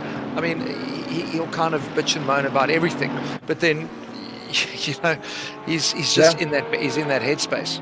It's such a pity. I mean, that you don't want to become the number 2 driver like that, and he certainly has. But getting back to Junior, I think he's got so much time on his side that he could take a year or 2 to figure out all the issues that he had, and then in 2 years' time be one of the best sim racers in the world. Yeah, I'm scary for how good Junior McCall could potentially get. It really is quite scary. Yeah. He'll be right up there, I think. He just needs to iron out and get that consistency in the race pace. His hot lapping speed is there already. Yeah. So I've just picked up now, Daniel Rowe obviously made the switch as well, previously running in the Bentley. Now he's gone into staying with the VW brand, gone into the Lamborghini. So we missed him in the last round. He didn't race. But that's a double switch, actually, because he did go into the McLaren provisionally and then but he never raced. Exactly. And I mean, we thought that might happen because Tariq Adam had been in the McLaren. So we assumed that they had setups that they could share. So good to see him going into the Lambo. Good to see him racing again. And at the moment, he is in that sweet spot of finishing in 6th place. And this is what Daniel said in the beginning of the season, is that he wanted to finish all the time. And the thing that has ruined his championship chances has been missing that one round. Now, no, we have a throwaway round, so that could be his throwaway round, and then he's going to be right back in contention. So when we show the point situation, that is showing all of the results. I can't wait to see, and I'd love to have that little chat tomorrow during our incident report, to have a look at the amended result board when we throw away everybody's worst result, because I think that's going to mix things up big time. Problem is, Rowe's in the spot that everyone wants, and Carl Wilkins is less than a second behind him as well, so you're going to struggle to hold on to that 6th position. Marius, you were saying Daniel Rowe is specifically one that wants to be in 6th place. Do you think he's going for it again this time on purpose? Surely not. No, look, I mean, I just don't think he's also racing in a lot of other series, and like he said to me, he just hasn't had the time to put in the setup and the practice around the circuits we've been racing, and that was the problem why he missed the last round. He just said they had raced a 24-hour race and he literally had no time. That's what you were talking about. One of those. Bellingen and Claessen's almost coming together there. Bellingen just coming how up much the pit time lane Claessen's lost though because he had of to just that lift. Yeah. He's down now just about a 10th of a second or so on his own time. I don't think he lost too much time, though, to be honest, but it does kind of throw you off, though, a little bit, doesn't it? Big time. You've got to be aware of that. I mean, what is that other driver going to do? You're trusting them to keep their car in the right position as well. Well, the guy in the pit lane has right of way, isn't it? You can't he can't get out of the way. You're in his spot. You have to then take a line that you're not fully comfortable with. So it's the guy coming down the straight that has to give way to the pit. Because in theory, I mean, if you wanted to really be clever there, they should implement, was that Patterson going off there?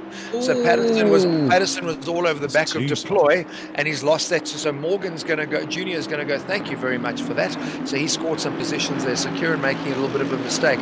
But you know what, I mean, in theory, that should be policed. You shouldn't be able to cut that line if you want to implement safety there, because a lot of the guys are actually going across the white lane, of course, which you're not allowed to.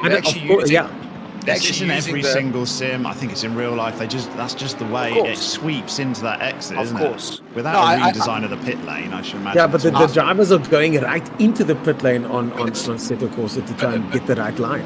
But they do it in real racing. They do it in real racing. They do it in iRacing. They do it in AC Original. It is Donington Park. That is insane. That is the line. But what ends up happening is if someone is coming out of the pits, then you have to give that up because that belongs to them.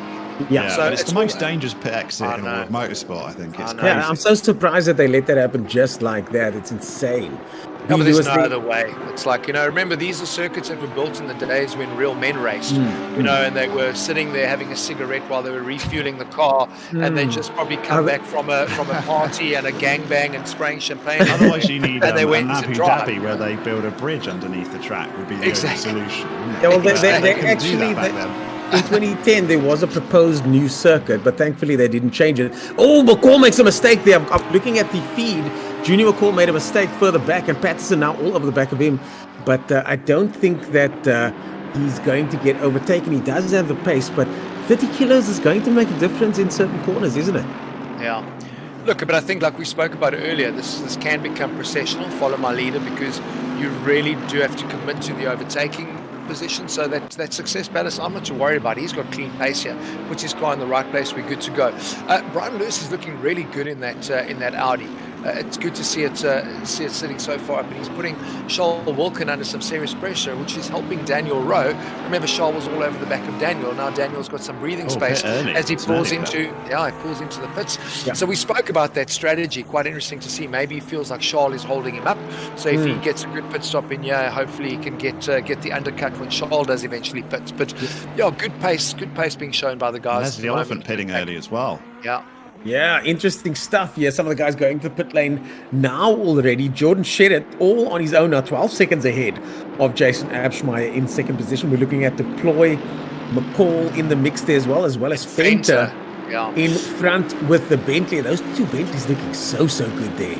Yeah, it's just like position. Yeah, thanks though, because they look bloody identical. So we're going to try and figure out who's who in the zoo. Okay, that's a different color visor, so you've got to now really look for the visor. So Deploy's gone orange, but have a look at Junior is all over the back of Christian Deploy, putting him under massive pressure. So this again is that patience game. We spoke about it when Bash was telling us. You started going through the old hairpin, and you start your build up through the climb to the top, because line this up through the chicane, and you've got a good chance going into Melbourne. So he's dropped back a little bit here now, which was a real pity. So serious commitment through that corner. I've got a comment about Junior McCall in the comments section of here. I wonder if they are allowed to protest each other as per Senior McCall's rules or not. I was thinking, are we going to have a McCall on Monday night incident report? Same corner.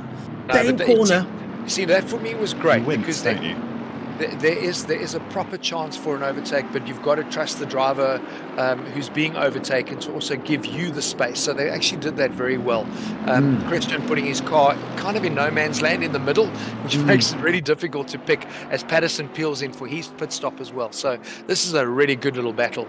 A great little battle. Junior McCall, all the way right behind Deploy and Fenter in the identical looking Bentleys over there. Just 0.2 of a second behind. I mean, it's absolutely nothing on circuit. You can see the car as they go through the Craner curves.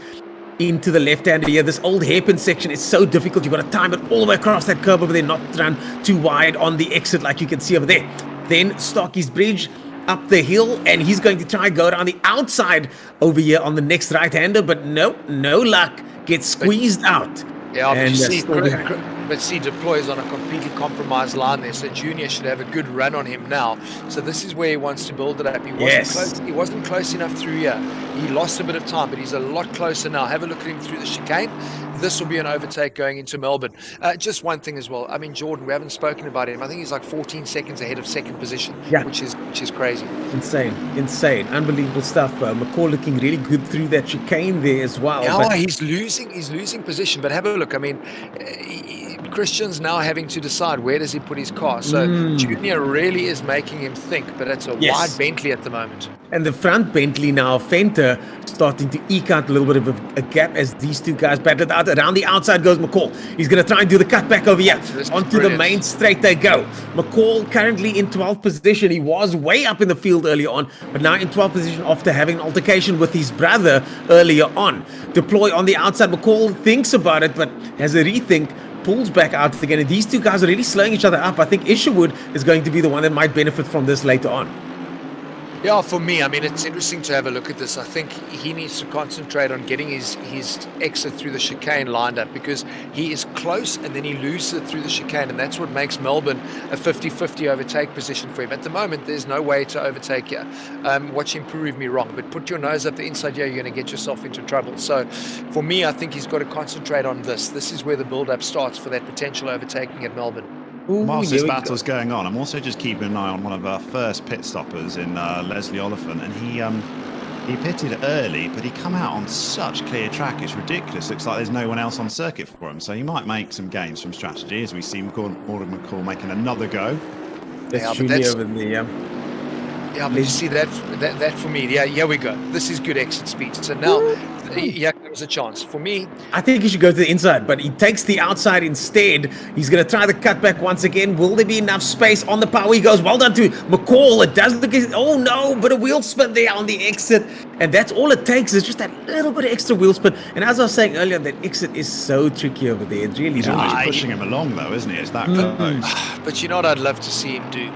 He actually needs to throw a dummy now, because all that Christian's doing, he's not making Christian commit to anything. So for Yes. me, I would like to see him make a move as if he's going back to the outside. Yes, actually and then switch back. Switch back to the inside. And Here I we think that's go. gonna give him a good chance. This could be it. Junior McCall down the inside of here through the right-hander. The first is of the brain kind of through curves. here. Left-hander coming up next, and then another right-hander. Close. They don't want to touch here. This is not please one of those not. spots you want to touch. Down the inside goes McCall. Takes the Brilliant. position. What a pass. Brilliant. Wow. Pass of the day, that is. 100%. Because I mean, we're talking about no one passes through there. It's the rhythm I was section. wincing the entire time. Oh, brilliant. But listen, can we just say well done to Christian Deploy as well, because that is what you need to go racing. You need two drivers that are willing to go door to door and respect each other and give each other space, and they both did that. Our That was leaders in the brilliant. pit. Sherritt's just come into the pits. Not that it really matters for anybody, but unless he gets a disconnect in the pits. Yeah, he's doing a double pit stop. Hey, listen, don't joke. That was his big problem last year. He got disconnected on a couple of rounds, if you Oh, remember. yes, I remember that. Yeah. Oh, let's not remember that. I mean, Yeah. it's such a shame for any race to end in that fashion. You know what I mean? Yeah. Whether it's a mechanical failure that's completely unseen or disconnecting because of Talcom. So Jeez, we we've want to got- see real racing on circuit. I want to see Daniel Rowe and Charles Wilkin. Have a look at that. There's nothing between the two of them, and both of them Ooh. have pitted. It looks like there's a really good battle. So that's a battle for the first of our pit stop guys, with obviously Leslie Oliphant, Charles Wilkin, and Daniel Rowe in that little battle. Brian Lewis also quite close. So it'll be a good battle to catch up with. Yeah, we're in the leader with the leader now. Jason Abschmeyer. I don't think he's going to be leading for very long. He still needs to pit though. Looking back at Morgan McCall there in the Mercedes-Benz. And speaking of Mercedes-Benz, of course, today is powered by Mercedes-Benz and Motorsport South Africa. Kyle Lobby 9-hour coach Dave Academy, and of course the boys and girls at ATK. And if I've never done this before, big shout out to the guys at ATK for putting this production together. As always, fantastic stuff. I'm just happy to be here. What great racing we see in the Pro Division. Can I just mention something while you were going through all of our sponsors, and they are flipping amazing, otherwise we wouldn't be having this fun. I just saw some amazing back marker work. While we were on board with Jason, looking back, there were two cars that literally moved out of the way, let the faster cars go through. It was actually incredible to see. So well done. I don't know who that was, but it was brilliant to actually see that happening. So Jason and Morgan choosing to pit at the same time. So we know there's some strategy involved in the pit stops, because apparently you can park wrong and you've got to reverse the car back. Is that Oh my correct? Or am I goodness. thinking GT Sport? No, here is only if you miss your pick box, you have to Okay. park wrong and go back. So we've got Oh, Leslie my Oliphant word. who pitted really early, and he came out on what can only be described as he probably thought no one else was on circuit. I went on board with him. He didn't have anyone behind him for about 20 seconds and no one in front of him for 20 seconds. So it'll be interesting to see whether Leslie Oliphant makes a move from strategy. I'm looking at his lap times, though, and not necessarily being super quick. But if he's been consistent, it might be enough. It has historically paid off for the ATK Pro Series to pit early. Yes. There have been a few drivers that have benefited, but usually it's not the move. I'll be keen to hear Leslie's thoughts on why he thought that was the case. Because now Oh, it's- there's that merge. But listen, that's quite important though, because he's got in front. Who was that? Was that Morgan? So he's actually got in front of So he Morgan. has. So that was crucial. So that needed to work for him. But this for me is like, I think you can't predict it. What the guys try and do in the normal racing is they've got engineers that are telling them there's a gap. If you pit stop now, we know how long it's going to take, and we can feed you back into clear track. So according to what Daniel's saying, it worked out like that. Maybe that was just lucky. I don't believe he could have seen where that gap is. But that's ultimately what you want, is to be able to get your head down, put in some cracker lap times, which is clearly what has worked for him, and he's got out in front of Morgan McCall. So that's brilliant. Well, Quade Clarson's has come from nowhere. I see up in fourth position as well. He's having a cracking race, is Quade Clarson's. Yeah. Oh, yes. And I mean, look at Morgan, Leslie Oliphant's pace as well, to get past Morgan McCall that easily, and then now just start to slowly build up a little bit of a buffer there. I mean, that's good pace from him at this stage of the race. So he's confident. Junior's going to want to take a snapshot of this, because I mean, from last he's now leading. Obviously, he's just pulled into the pits, but he's going to love that. It's amazing. Morgan McCall, there's some. We've got Morgan McCall currently in 5th place. He's got Leslie Oliphant in front of him. He's fighting for 5th. He's in 6th, isn't he? But he's waiting for his brother to come out of the pits. Leslie Oliphant in 5th place, Shoot, only one more pit stop to go for the leaders, and that's Junior McCall. Yeah, he's in the pits at the moment, so that's why you'll see him plummeting down. So he'll probably come out in like 12th or 11th. He's having the most fun out of everyone, though, Junior McCall. My word, he's getting some stream space, and he's in every position under the sun, isn't he? This guy's really pushing it on that hold head. Yeah, I gotta say, whoever's sponsoring Morgan McCall is getting some good airtime today. It just happens to be ATK. Junior McCall, Purely by coincidence, guys, I promise you. Yes. Have a look at that again, though. It's so good to see the back markers getting out of the way. They are so aware. So this, for me, is a real testament to the pro nature of this racing as well. The guys say, listen, there's a battle coming. Not my battle. I'm getting out of the way. Brilliant. Morgan has been pushing really hard. He ran off the track a few corners back, but he's all over the back of Leslie Oliphant. So this is a really good battle. Didn't have a great S's there. Morgan's going to have a look. Yeah. Oh, around the outside. Around the outside's brave. He's got the inside line for the final Look at hairpin. that. What a pass. Wow. I think we might have a couple of contenders for pass of the day. Well, it's the McCall brothers at the moment, because Junior did the other one and Morgan's done this one. So at least that'll settle the fighting in-house. Yeah, I was just saying earlier, Leslie Oliphant was looking like he had some serious pace, but it's clearly the pace that he had from not having pitted. And Sherritt now is in 5th position. Sherritt's in 5th position. No, there's something going on there. Something's gone wrong there, because Something's Jason gone badly wrong. I don't think that's right. So let's have a look. Is this a replay? What happened to Jordan? Why is he in 5th? He won 6. Is this interesting? This is very interesting. Now you got to ask yourself. Let's wait for the replay, but I'll be interested to see what he does. We know that there's 2 race strategies happening now, folks. Remember he wants to finish here. So I think conspiracy theorists are having a field day right now, aren't they? If Jordan Sherritt decides to stay. I'm telling you, that's exactly what he's done. This is great. I think he came out and he showed his ultimate pace in qualifying. He then opened up a 13-second lead to say, hello, look at what I can do.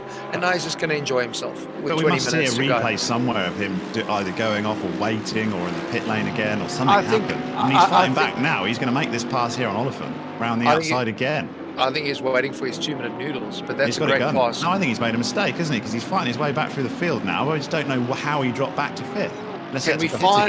Can we find a replay anywhere? Because that'd be great. They're working on it, I believe. Replay believe. is en route. Because that caught us all off guard, and unfortunately it's the live timing sheet on Assetto Corsa doesn't flick over until they go through a sector, so he suddenly just appeared halfway down the board when we were we weren't even paying attention. Sherritt slowed down. Sherritt looks like he slowed down. We're waiting for that replay. We'll get a confirmation on that shortly, but it does look like he simply slowed down. And was cruising around the circuit, pulled over to the side. Why pass Oliphant for 4th then? Why make a... Here we go. Let's have a look. Oh, he slowed down. He slowed down. I love it. This is mind games at play here. No, totally it is. And I think maybe he's done the calculation and he says, listen, I can deal with what's 4th place. Is he going to pass them all and then slow down again, do you think? Because he's fighting his way back through again. He's letting them all through. Yeah. So this is 40 kilograms. I think he's going. He's happy to race with 40 kgs. Is this the first time we've seen that? It was the first time we've seen that this season. First time I've seen that ever. First time I've seen that ever. Not from first position. Not that far ahead in front. Daniel, say sorry. Well, I just didn't believe a driver would do it. I mean, I can't imagine Jason Absmar giving up the win now. No, but I think it's all about strategy. You're racing. We're going to get to the final lap yeah. of the race, and it's going to be like qualifying at Monza in F1, where no one wants to actually cross the finish line without getting a slipstream. 100%. Because I think this is, you know what, you're not entering, it's not a one-off race, it's a championship. So So you've got someone like Jason Absmar who's already got a win on his book. He might think, hold on, I only need the points for another win. Guaranteed there. Yeah, but then he's going to end up scoring no points or very few points when he gets to Kyalami. So like you said, these guys have got spreadsheets and they're working it all out. Yep. But yeah, I think Jordan's just going to go, well, you know, fourth is cool. I'll hang around here. It must be so bizarre for him to be driving this slowly. Yeah, it's. I spoke to Jordan Shearer shortly before the race. His mindset was that of someone that's going to go into this and aggregate what is the best possible outcome in both races. Oh, sure. So, you know, I love that, man. That is what sport and sporting endeavor is all about. Being the best at everything that fits within the rule set. You play he within made the the rules. point of showing how good he was Yes, as well, exactly. wasn't he? I mean, it wasn't, it's like, look, I have won the race, but I'm prepared to give it up. But Daniel, that's exactly what I Great, said. I love it. A one lap qualifier, run away to a 13-second lead, and then I'm going to stop and let you guys go past. So you are playing mind games. The purists would say this is nonsense because that's not how racing should be. So that is something we've got to be aware of. Yes, And I'm sure next season with the Pro Series, the ballast won't be 80 kilograms. It'll probably end up like you suggested, where it might be 40 for a win, down to 15 for fifth place. Yes. Then you won't get this obvious gamesmanship.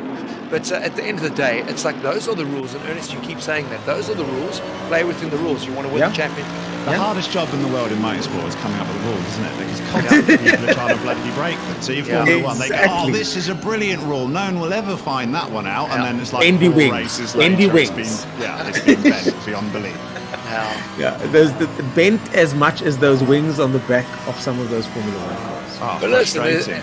there's a nice little battle brewing, because if you have a look first, second and third, really, really close. It's like just over a second, and Morgan also a second off of that. Look at Sherratt now. He's coming up to Morgan. Who's just it's like he's coming up behind a lower category car. Yeah, he was in fourth gear, running fourth gear through that section, just absolutely on the limiter of fourth gear the entire time.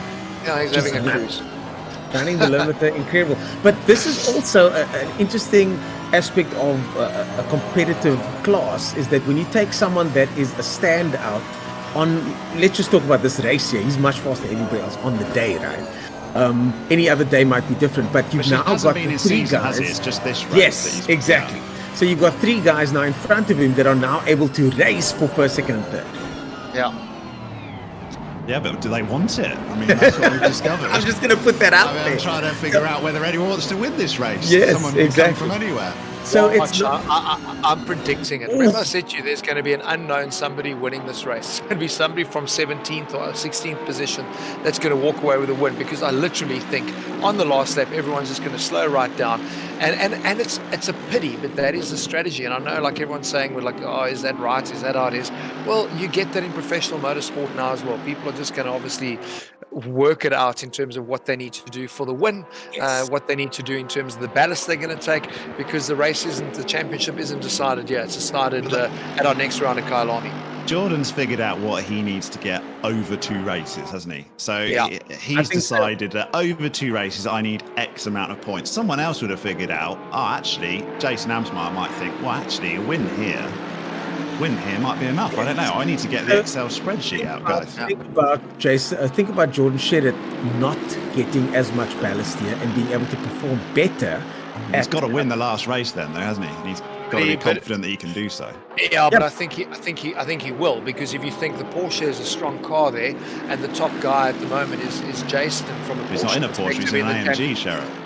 No, I'm saying the Porsche is the quickest car there. If he looks at who his biggest competitors are in the championship that are now in Porsches, it's Jason Absmar win in the Absmar, Porsche. and he's going to be running with 60 kilograms in the next. That's 80 double kilograms. conspiracy theory. He wants Absmar to win in the Porsche. No, that's my. It might be. He's also got JC Grobler back in the Ferrari, hasn't he? Without any ballast. You see, that's my point. Is he knows what car is strong there, so he's happy if Jason runs away with it, because he's going to be nowhere when he gets to Kyalami. So yeah, there's a lot I think I've got confused about Jordan Sherritt's ability to multitask, because whilst he's going around doing 125s faster than anyone else, he can also calculate, oh, hold on, I got Jason Amsmeyer in a Porsche, wouldn't mind him getting 80 kgs of ballast. Yeah. And I need X amount of points. He's got so many points. I reckon Jordan Sherritt's driving on 10% of his brain capacity. This guy has competed overseas. He's competed in Formula Racing overseas with a team and won. Yeah. So he's been in high-level championship situations with people that are good at being in high-level championship situations. So, that shot looks so good. He just passed Morgan. That's the thing. I see him getting a bit frustrated. Slow down again. Yeah, but I see him getting a bit frustrated because he nearly ran into the back of him, and it looked like Morgan actually made a mistake, or did Morgan give him the position? So watch, there's going to be more chaos going on here. But Daniel, these calculations aren't being done now. These calculations were done before the race, 100%. They might have done halfway through now. Does Jason Amsmeyer want to win this race, or is Jordan Sherritt going to give up a couple more spots? Craig Clarkson just thinking, this is brilliant, I'll take a win from nowhere. Yeah. Wow. Yeah. If you look at the championship results, right, we've got Tariq Grobler in first position, Abshmeyer in third, Tariq Adam in fourth, Kieran Patterson in fifth. So those are the guys that he would have looked at. And Abshmeyer, it's not good that for him that Abshmeyer is winning this race. It's very good for Abshmeyer though. But he would have looked at those and have come up with a list of permutations of possible outcomes. And going in scenario A, we've got this, scenario B, we've got that. You can't always guess them all, but if you've got a good team around you, they'll come up with a couple. So if something happens, we go to scenario 1, you have to finish in this position. I would imagine he's put together some sort of plan like that to figure out where he's going to finish. Or he's just going to win this thing in the last 10 minutes. Watch, he's gonna let Morgan pass again. Watch, because he's looking ragged. He's running wide, and he's up against Clarson's, isn't he? This is up against Clarson's for seconds. Outside sneaks it out. It is. Sorry, yeah. That is incredible. The amount of pace that he has based on his competitors, and again, this is at the circuit. You know? Yeah, he's got this car on this circuit absolutely nailed down. He's definitely spent some time on here, I'm telling you. It doesn't come just... I mean, I'm not denying the talent is there, clearly, but he's also prepped quite hardly. He's prepped well. Yes. He's got his prep done for this race, for sure. Well, I can't quote much of what he said, but what I will say is that he said, I've got some really good pace. Yeah, he knew he was quick. Those words, an understatement of note. Bloody quick, is what he was saying. Yeah, that would have been rude though. So good pace. He clearly does have some good pace going on here. Jordan Sherritt currently in third position, right behind Quade Clarson's in second, Jason Abshmeyer in first, and these are, to put it bluntly, some of the best, if not the best, sim racers in the country. And we're seeing a gap here even between them and Jordan Sherritt. It's quite incredible. But so far, Sherritt is still third on track, and Jason Abshmeyer is still leading this race. So maybe third's okay, because I mean, we saw Junior McCall did incredibly well with just a little bit of ballast, didn't he? But he did finish fifth in the race before, so he's only 30 kgs. Third might be too much ballast. Who did we have in third in the it was Kieran Patterson-ish, wasn't it? Ish. Yeah. And he's 13th place, so it's quite a penalty. Okay, now you see. No, because he's bumped into the back of Quade Clarkson. No, hang on. Now you see. Now listen, he has the cocker. Oh, So when you're playing games, that happens. So he might end up getting a penalty issued to him now. So watch what's going to happen now. Now he's going to race away because he's going to get a 15-second penalty. He's going to give the position back, and then he's going to go, I've got a penalty coming. Now I need to race. This might come back to bite him, I think. It might come back to bite him. He gave the position back. He's given the position back, and if he gets a penalty, he's got enough of a gap. He's actually scored out of this. Well, Parsons won't want him to get a penalty, but it doesn't work that way here. The stewards will be looking at right now. No, I guarantee you. But watch what's happened. So he's now dropped down to fifth, which is perfect. Yeah, but he could end up back in 10th if he suddenly gets given a 30-second penalty. Yeah, but he can manage it with 8 minutes to go. We know he's got the pace. Watch. So, I just hope they give the penalty now, because I know if I was clever now with the stewards, I'd give the penalty later. This is I'd give it on Monday. The incident with John Marius is not in the stewarding room, isn't it? That's what I would do. Hey, we can also play games. That's what I would do. This is an interesting experiment, because we all know that he had more pace than that. So he was deliberately sandbagging during that lap. But you see, that's what was happens. An incident from sandbagging. No, that's a problem. But you see, but that is what happens when you're actually not racing on the limit. So you actually can get yourself involved in problems. So like that, he didn't need to put Claessens under so much pressure, but he was all over the back of him. So for me, it's like if you're going to sandbag, drop back, let the guys run, and just keep the gap. I think he's playing with the field though, Marius. I mean, he could have dropped back with like 1 lap to go, but he's not. He's dropped back, then he's had a few overtakes. It's almost like he's mucking about. I know, but that is what ends up screwing with you, because you now put yourself in a position where things like that can happen. So he goes and runs. A bit cocky, I think. He goes and runs into the back of Quaid, and that's potentially gone and caused lots of crap for him. Whereas you're right, he could easily have just left that little gap and managed it. That was a big mistake from him. A big mistake. I'm actually looking up if there's a penalty for sandbagging deliberately. No, there's not. No, but I'd be issued those, and it would be like, I was trying really hard, guys. Come on. Look, I mean, you can't. So people are going to bitch and moan about this, but that is maximizing the rules, and that's why every year there's a rule change. So that's all that's happened. So interesting. Jordan Sherritt in 5th position. 15-second penalty for Jordan Sherritt. That's 15 seconds. Yes, I called it. Yeah, so but look where that puts him. That's going to put him back into 10th. Yeah, but now watch what he's going to do. Now he's going to turn the pace up. So he's going to pass these guys. So watch, he puts the hammer down now for 6 minutes, and he'll find himself back in 3rd position overall. That's only 4 laps. Yeah, but watch him. Watch. And he'll be 5 seconds behind Oliphant in 3rd. Yeah. He's really got to get the hammer down now. I mean, it's quali laps now, because he's properly messed his race up here. Wow.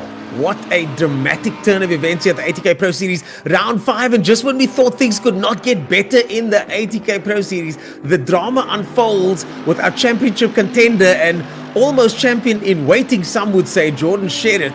And this happens 2 rounds from the end.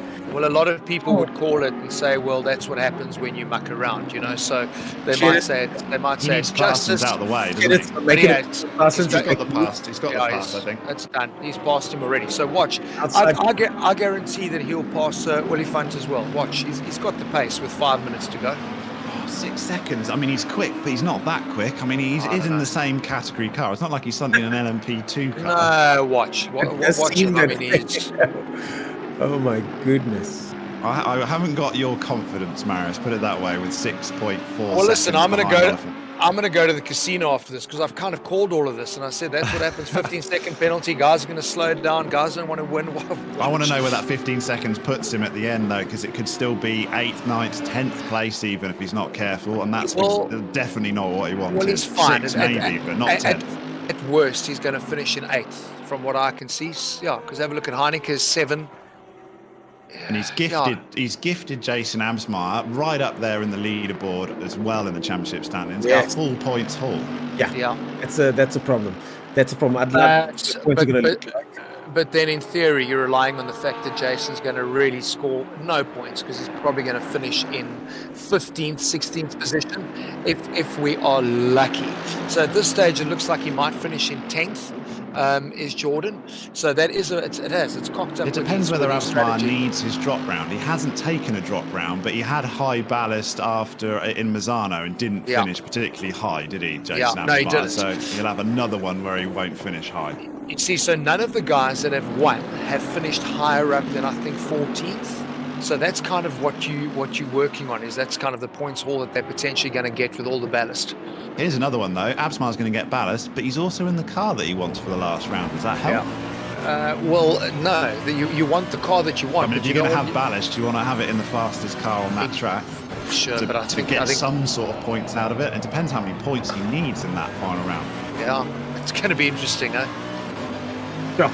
Have a look at Jordan. He's closed it with 6 seconds. He's down to 2.5 already. He's got to get that. He's got to get that 3rd at least. I mean, he doesn't really need the 3rd. He just needs to get as far ahead of everybody else as he can behind him. Looking at more gaps behind. You've got Claessen's 2 seconds. Then there's Rose, another 2. Heineke's 7. At the moment, he's in 9th place, I think.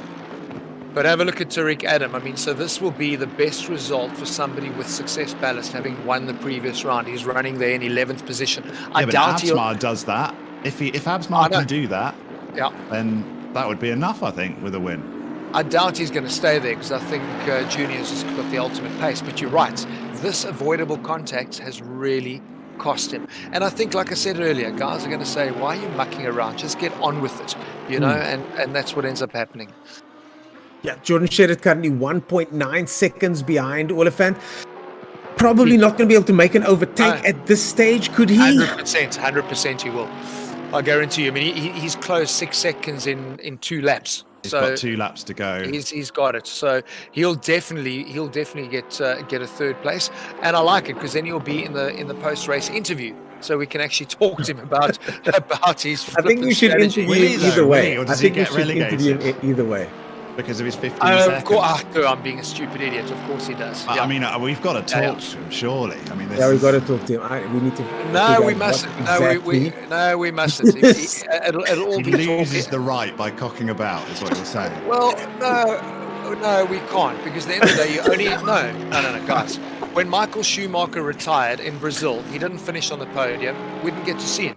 So that's the thing. You only get interviewed when you finish on the mess podium. around. You don't get Ernest saying hello to you. No, it's just how it is. We've never interviewed anybody who hasn't been in the top 3. Tariq Adam. Oh, drive-through from Morgan McCall. There's our first one from the cut. So that'll be a result of God. a big one.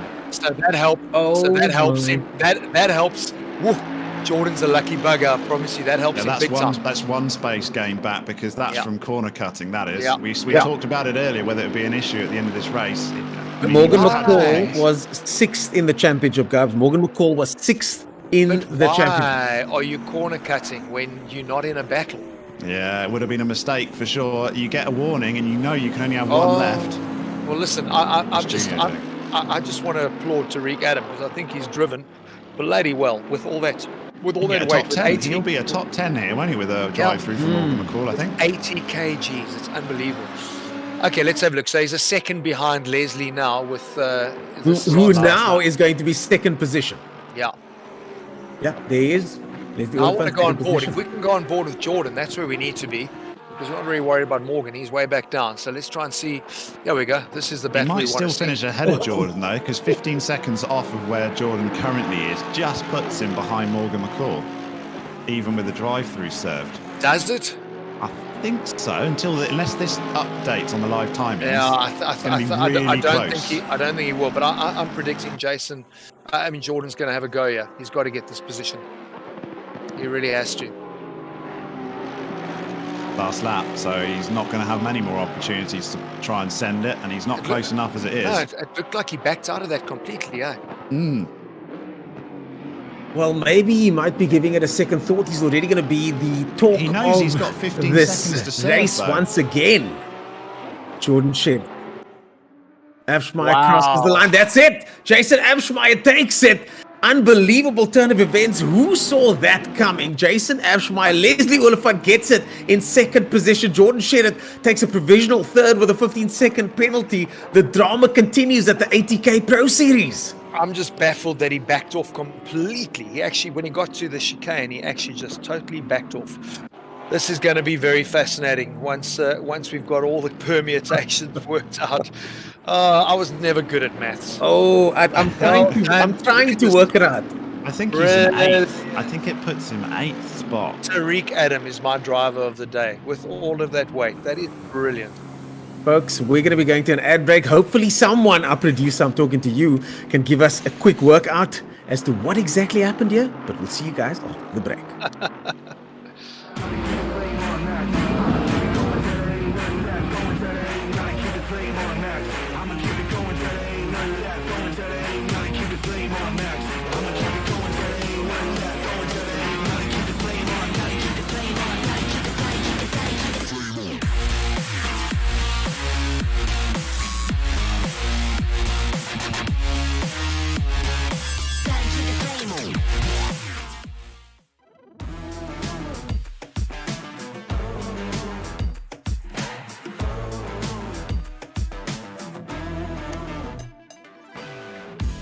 I've seen why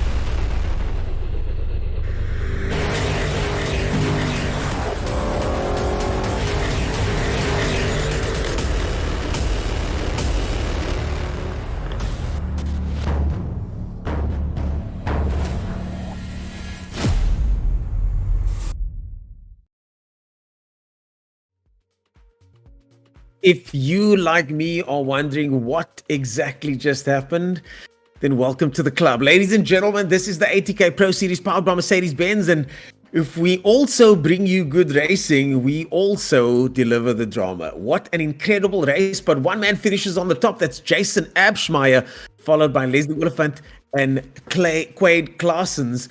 And Jordan Shedid gets an honorable mention there, Marius, for the shenanigans we saw in the last couple of laps. Oh, wow. Listen, unfortunately, we were talking about this off air. If you're going to sit and muck around with situations like this, a lot of people might say it's unsporting behavior, but it's not. I mean, he's racing to win a championship. But if you decide to do that, don't be cocky about it. Stay out of it. But he was putting people under pressure and he ended up tripping over himself, got himself a 15-second penalty, which is going to have some massive repercussions going into the final round. But what I do love, controversy is what gets people talking and what gets people fired up. And that is certainly one thing that has happened this season by introducing success ballast, allowing guys to change cars. Man, hey, what a season. I'm tired. What a season. I've been so entertained by this championship and just watching the guys evolve, get better at races, and watching the guys strategize. Remember, Jordan Shedid did not have a strategy for the first race with ballast. He went into that and didn't have a strategy, and now him and the other drivers are figuring out the strategy. Jason Abschmeyer, to me, is of course the big winner at the moment because his championship hopes now are well and truly alive with a win in first position. The man in third place, of course, is Quade Claessens, and he's going to be joining us shortly. We're going to be finding out from Quade.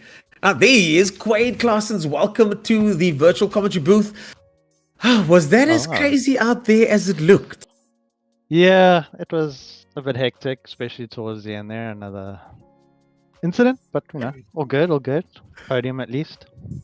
Podium, well done on the podium. Marius, I know you are burning to ask a couple of questions. I'm going to hand this over to you. No, I mean, Quade, listen, we sitting here and having a chat about strategy, and a lot of people might think it's nonsense, but at the end of the day, this isn't a one-off sprint race. I mean, did you go into today thinking about, I don't want to win, I might want to finish in sixth position? What's the mentality for you going into races now that you have these calculations to make? To be honest, I was just trying to stay out of trouble. My goal was to finish maybe fifth or higher. I was not actually worried about bias because Kyle on me, the Mercedes is pretty weak, so thought I'd try and maximize this one. Looking good in second, but looking very good in second. I mean, Quade, running up to the end of this race, you were running about fourth position there for a while. I mean, did you see all of this drama unfolding? Did you think some of the guys would make mistakes over those curbs? We saw a penalty for one of the McCall brothers, Morgan McCall. I mean, did you see any of this coming? Yes, I was actually looking for the mistakes come through the chicane there. I saw a lot of guys cutting through it. So I thought if I just play it safe, maybe they'll get a penalty and I'll go up a bit without, risking a dive. Yeah. Daniel, any questions? What a race. Yeah. What an incredible race. Daniel, any questions from you for our third place man over there, Quade Claessens?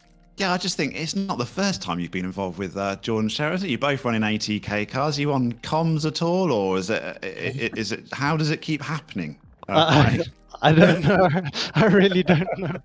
Absolutely no answer. So you don't, none of us know, including yourself. But for some reason, you are magnetized together on track. Yeah, it's just a special kind of bond we have. It seems. Maybe a bit too special. Tight, eh? So from your side, I'm gonna ask the controversial question there. From your side, could you give us some insight as to what happened on circuit? I was struggling a bit with rear tire pressure. For whatever reason, the rear tires were way over pressure. So the back end was a bit loose. I was going a bit slower into the corners as I should be, because the rear end was rather loose. So maybe he didn't expect me to brake so early, or whatever the case may be, and we just ended up touching. But you do know he shouldn't have been there, Quade. He actually let the field through to muck about with you. Yeah, I don't know why what happened to him. I mean, that's the big question we've all got. Yes, he had such a huge lead. He decided just to go, I'm not having as much fun as I really wanted on a Sunday afternoon.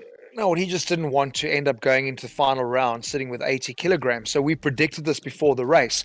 But my concern was then don't get involved in racing. But he was putting pressure on everyone, and that's how you trip over people, you know. So very controversial, and a lot of people might say, well, justice is served, you know. He did finish 8th position, we're seeing on our screens as well. So he dropped a lot of points from doing that. Yeah. Quaid keeping it classy there for us. He's gonna refrain He's been from waiting for a saying while to anything. say that. Apologies for the dead air, folks, but I had to let that play out for a split second. Quaid Claessens, thanks so much for joining us. The ATK Pro Series continue to deliver, and so do you. Well done on your podium finish. Well deserved. Thanks, guys. Thanks for having me. Bye. Cheers. Whew. Quaid Yes. Claessens gets the third position. Leslie Willifant in second, and the winner by unanimous decision. Definitive win there. Jason Abschmeyer, well done on the win. Be prepared for some very interesting questions. We want to know what exactly happened out there, my friend. Thank you so much. Well, I'm ready for the questions. But My Jason, first question, can I just have one? When you saw Jordan Sherritt slowing up on the side, were you thinking of maybe just slowing up and following him behind, or were you happy just to take the spot? to be honest, I actually didn't see him slow down. I was just in first position. All of a sudden, I thought, He basically pulled off the track and let 5 cars pass because he didn't want to get first. But then he managed to get himself a 15-second penalty. So you missed a whole lot of action by being at the front. yeah, to be honest, that was my strategy as well for this race. But I mean, I told myself, if I'm miraculously in the lead, I'm going to stay there because a win is so much sweeter. An extra 5 points as well. That's the difference, isn't it? First to second is 5 points. That's the same as 4 or 5 positions next round being further down. But I love this, Jason, because I mean that's what we're all talking about. You guys have realized, I mean, this is the rules. It's not a one-off race, and the guys are going in with strategy. I mean, there you're saying that was your plan as well.